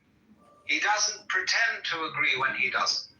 He's done with the little acts that keep everyone else feeling safe, but keep him feeling false. This isn't defiance, it's clarity. And that clarity is disruptive because it exposes how much of everyday life is based on mutual avoidance of truth. People notice, even if they don't understand what's changed. They feel the shift. They sense that something familiar has gone missing. The constant exchange of comfort, validation, and distraction. And without him feeding the system weakens. Talks start to feel awkward.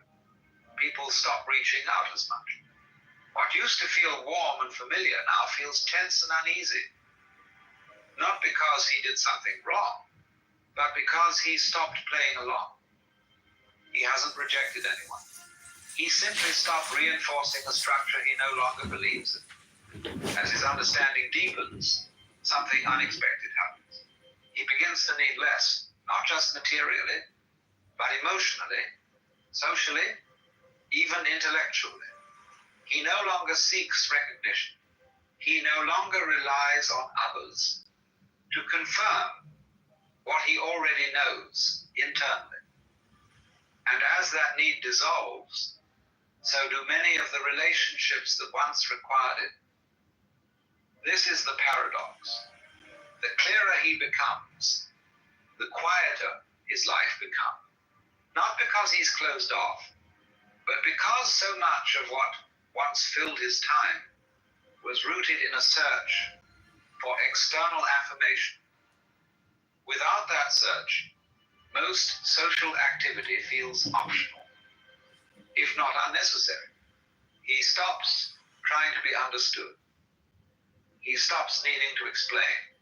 He no longer measures his presence by how much space he takes up in other people's lives. From the outside, this might look like withdrawal, but inside it's the opposite, a settling into something solid and real. He still values connection, but only when it emerges naturally, without demand or performance. He hasn't become cold.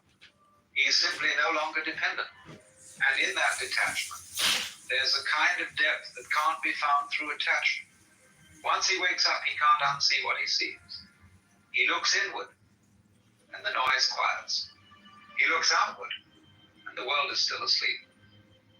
He sees the false certainty in people's eyes, the roles they perform, the beliefs they never question, the constant movement that masks an inner stillness they haven't touched.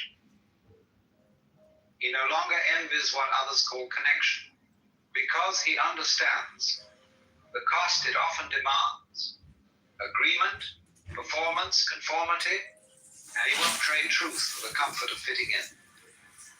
Still, there's a part of him that remembers, a part that quietly hopes, not for crowds, not for company, but for someone awake, someone who has seen what he's seen, felt what he's felt, someone who doesn't need him to be smaller, quieter, or more agreeable in order to feel safe. That kind of meeting is rare. It can't be forced, and he would rather wait in silence than pretend in conversation.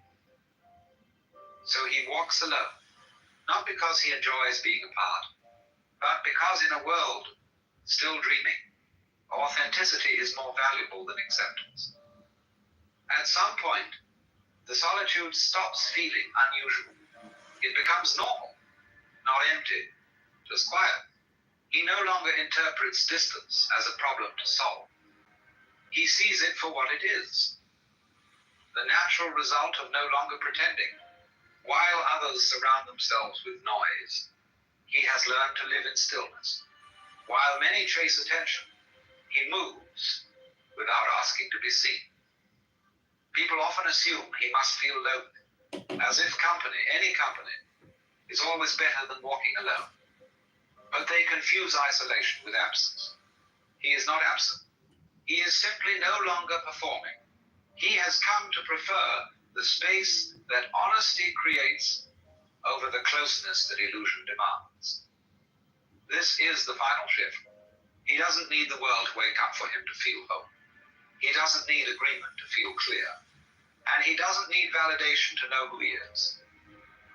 He walks alone, yes, but not as an outsider, as a man at peace with the cost of truth.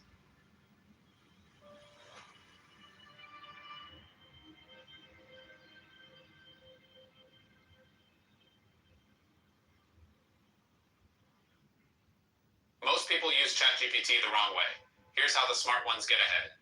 Let's be real. Most people... There is a curious paradox, which is to love is unconditional, but to be loved is conditional. By the time one has crossed the 30s or 40s, they have seen enough of life to know that the fairy tales of youth were, at best, charming illusion. One begins to understand that love does not appear as a reward for virtue, nor is it guaranteed to remain, simply because you have been loyal, patient, or deserving. Some have poured themselves, drop by drop, into the vessel of another's life, only to watch it leak away through fingers that once clung to them. Others still dwell beneath the same roof with their chosen companion, yet feel as though they have become a stranger at their own table. And there are those who have wandered from heart to heart, thinking that the next embrace, the next yes, would finally fill the hollow within, only to find the emptiness echo back at them. You begin to wonder why something as natural as love has become such a labyrinth of conditions, unspoken bargains, and quiet disappointments. You sense that somewhere, beneath all the poetry and promises, there is a truth you have been avoiding. For love, as it is sold to us, is not love at all, but something dressed in its garment. And here, perhaps, lies the seed of our quiet discontent. We have confused the appearance of love with love itself, the structure that holds it, with the living thing it was meant to carry. From our earliest breath, the world whispered its bargain into our ears. Love is something to be earned. Behave as you are told, and you will be cherished. Fulfill the needs of another, and you will be kept. Offer beauty, strength, usefulness, devotion, and the reward will be love. But this is not love. It is a transaction masquerading as tenderness. It is the polite exchange of commodities between two people who have been taught to call their bargain romance. You see, a bargain can hold people together, but it cannot nourish them. Like two merchants bound by contract, they remain so long as the terms are met. And when they are not, they part. No matter how many years have passed, no matter how deeply your lives have entwined, the invisible ledger will one day be brought to the table and the sums will be counted. Many men and women wake in the middle years of life to the cold recognition that what they once believed was love was only an arrangement. It might have been cloaked in vows before God. What you desire, if you will give me what I desire. And when the giving stops, whether through weariness, age, illness, or simple change, the warmth fades. The eyes that once sparkled at your arrival now glance past you as if you had become little more than a shadow in the room. We were never told as children that such love is a performance and that performances end. When you mistake the bargain for love itself, you spend your years in quiet exhaustion. You give your time, your loyalty, your devotion, believing this will secure the thing your soul longs for. But what you have secured is not love, only the continuance of an arrangement. And so it happens that many, after years of faithful giving, find themselves bewildered when the warmth fades. Not because they cease to care, but because life has moved, as all things do. Nothing stands still. Even stone wears away. Even plastic warps with time. The man or woman you first knew has changed, just as you have, and the bond built upon fixed terms begins to strain under the weight of impermanence. And there is another truth, more difficult to swallow. When the demands of the bargain are no longer met, the mask will fall. In the absence of what they sought from you, be it comfort, affirmation, or security, some will show you who they truly are. The tenderness thought was theirs by nature may vanish, revealing not cruelty perhaps, but a hollowness where love was never rooted. You may have felt it, the gaze that no longer lingers, the laughter replaced by a cold and watchful silence. The shift is so quiet, you can almost convince yourself it isn't there. But in that stillness you see it. You were cherished not for your being, but for the service you rendered. And when such a union falters, it does not simply end. It unravels something inside you. It leaves you staring at the ruins, asking whether you were ever truly loved or only ever necessary. Love is not a bargain, nor is it a chain. It is not I will if you will, nor the silent counting of who has given more. Such things belong to the marketplace, not to the heart.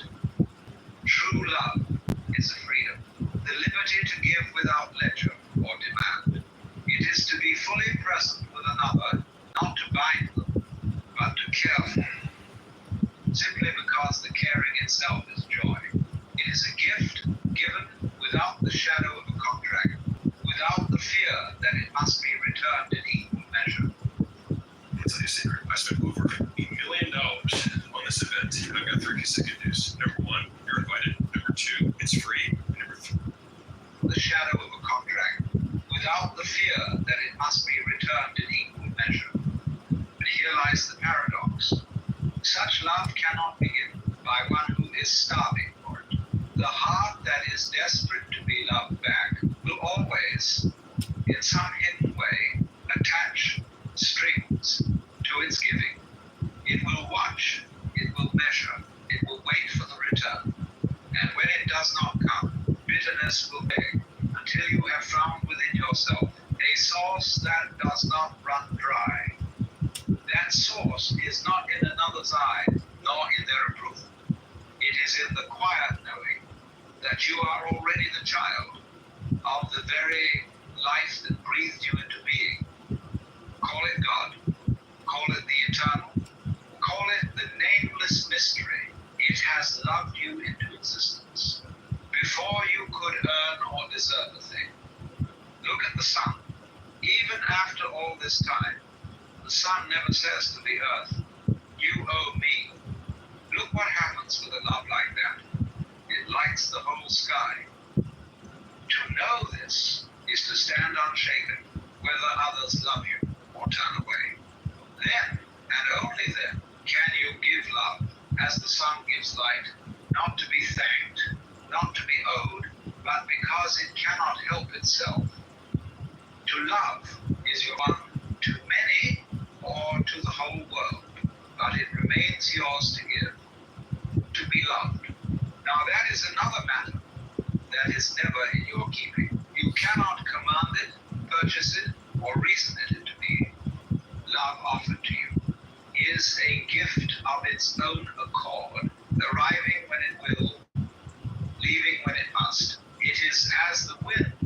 rushes you. Drink of it while it flows, but never clutch at it, as though it were the last drop in the world. For the moment you try to drag it from another's hands, it ceases to be love and becomes something else, obligation, pity, or bondage. And remember this, you are already loved, not by the fickle tides of human affection, but by the source from which you came. It breathed you into life without condition, without demand. To see this is to know you are never wholly bereft. If you wish for love from others, it must begin here in loving yourself, not in the shallow sense of indulgence, but in the deep spring. When two people who have learned to dwell at peace within themselves come together, it is not to be filled, for their cups are already full. They do not arrive at each other's door as beggars. Such a union, there is no bargaining. No one is keeping score. No quiet dread of who owes who. Love is not given to others. Here, the joy is not in taking, but in sharing. There is no hunger in the eyes, only light. One gives not because the other demands it, but because giving is the most natural expression of their being. And so both are fed, not by the draining of one into the other, but by the overflow of each. This is the only love that does not rot into become free to let each other be, to grow, to change, to wander and return, without the grasping that turns love into a cage. And yet, such a meeting is rare, for most search the world to find another who will complete them, not knowing they were never half a person to begin with. Only when you drink deeply from your own well will you find another who drinks from theirs. And together, you will not merely survive. You cannot draw from a well what is not in it, nor can you meet in others what you have not yet met. In your own heart, if you carry a hollowness within, you will find yourself surrounded by those who take, not because the world conspires against you, but because nature fills a vacuum. Those who have nothing will see it. On the other hand, you move life with the fullness of being. You will meet those who also carry an abundance. They will not clutch at you or drain you, for they are not living on scraps. Instead, you will find an ease in their company, a recognition as though you had always known them. This is not a mystical trick, nor some hidden cosmic law, but a simple truth of human meeting. The depth to which you have faced yourself becomes the depth to which you can meet another. Most quarrels in love are not between two people, but between the unexamined shadows each has brought along.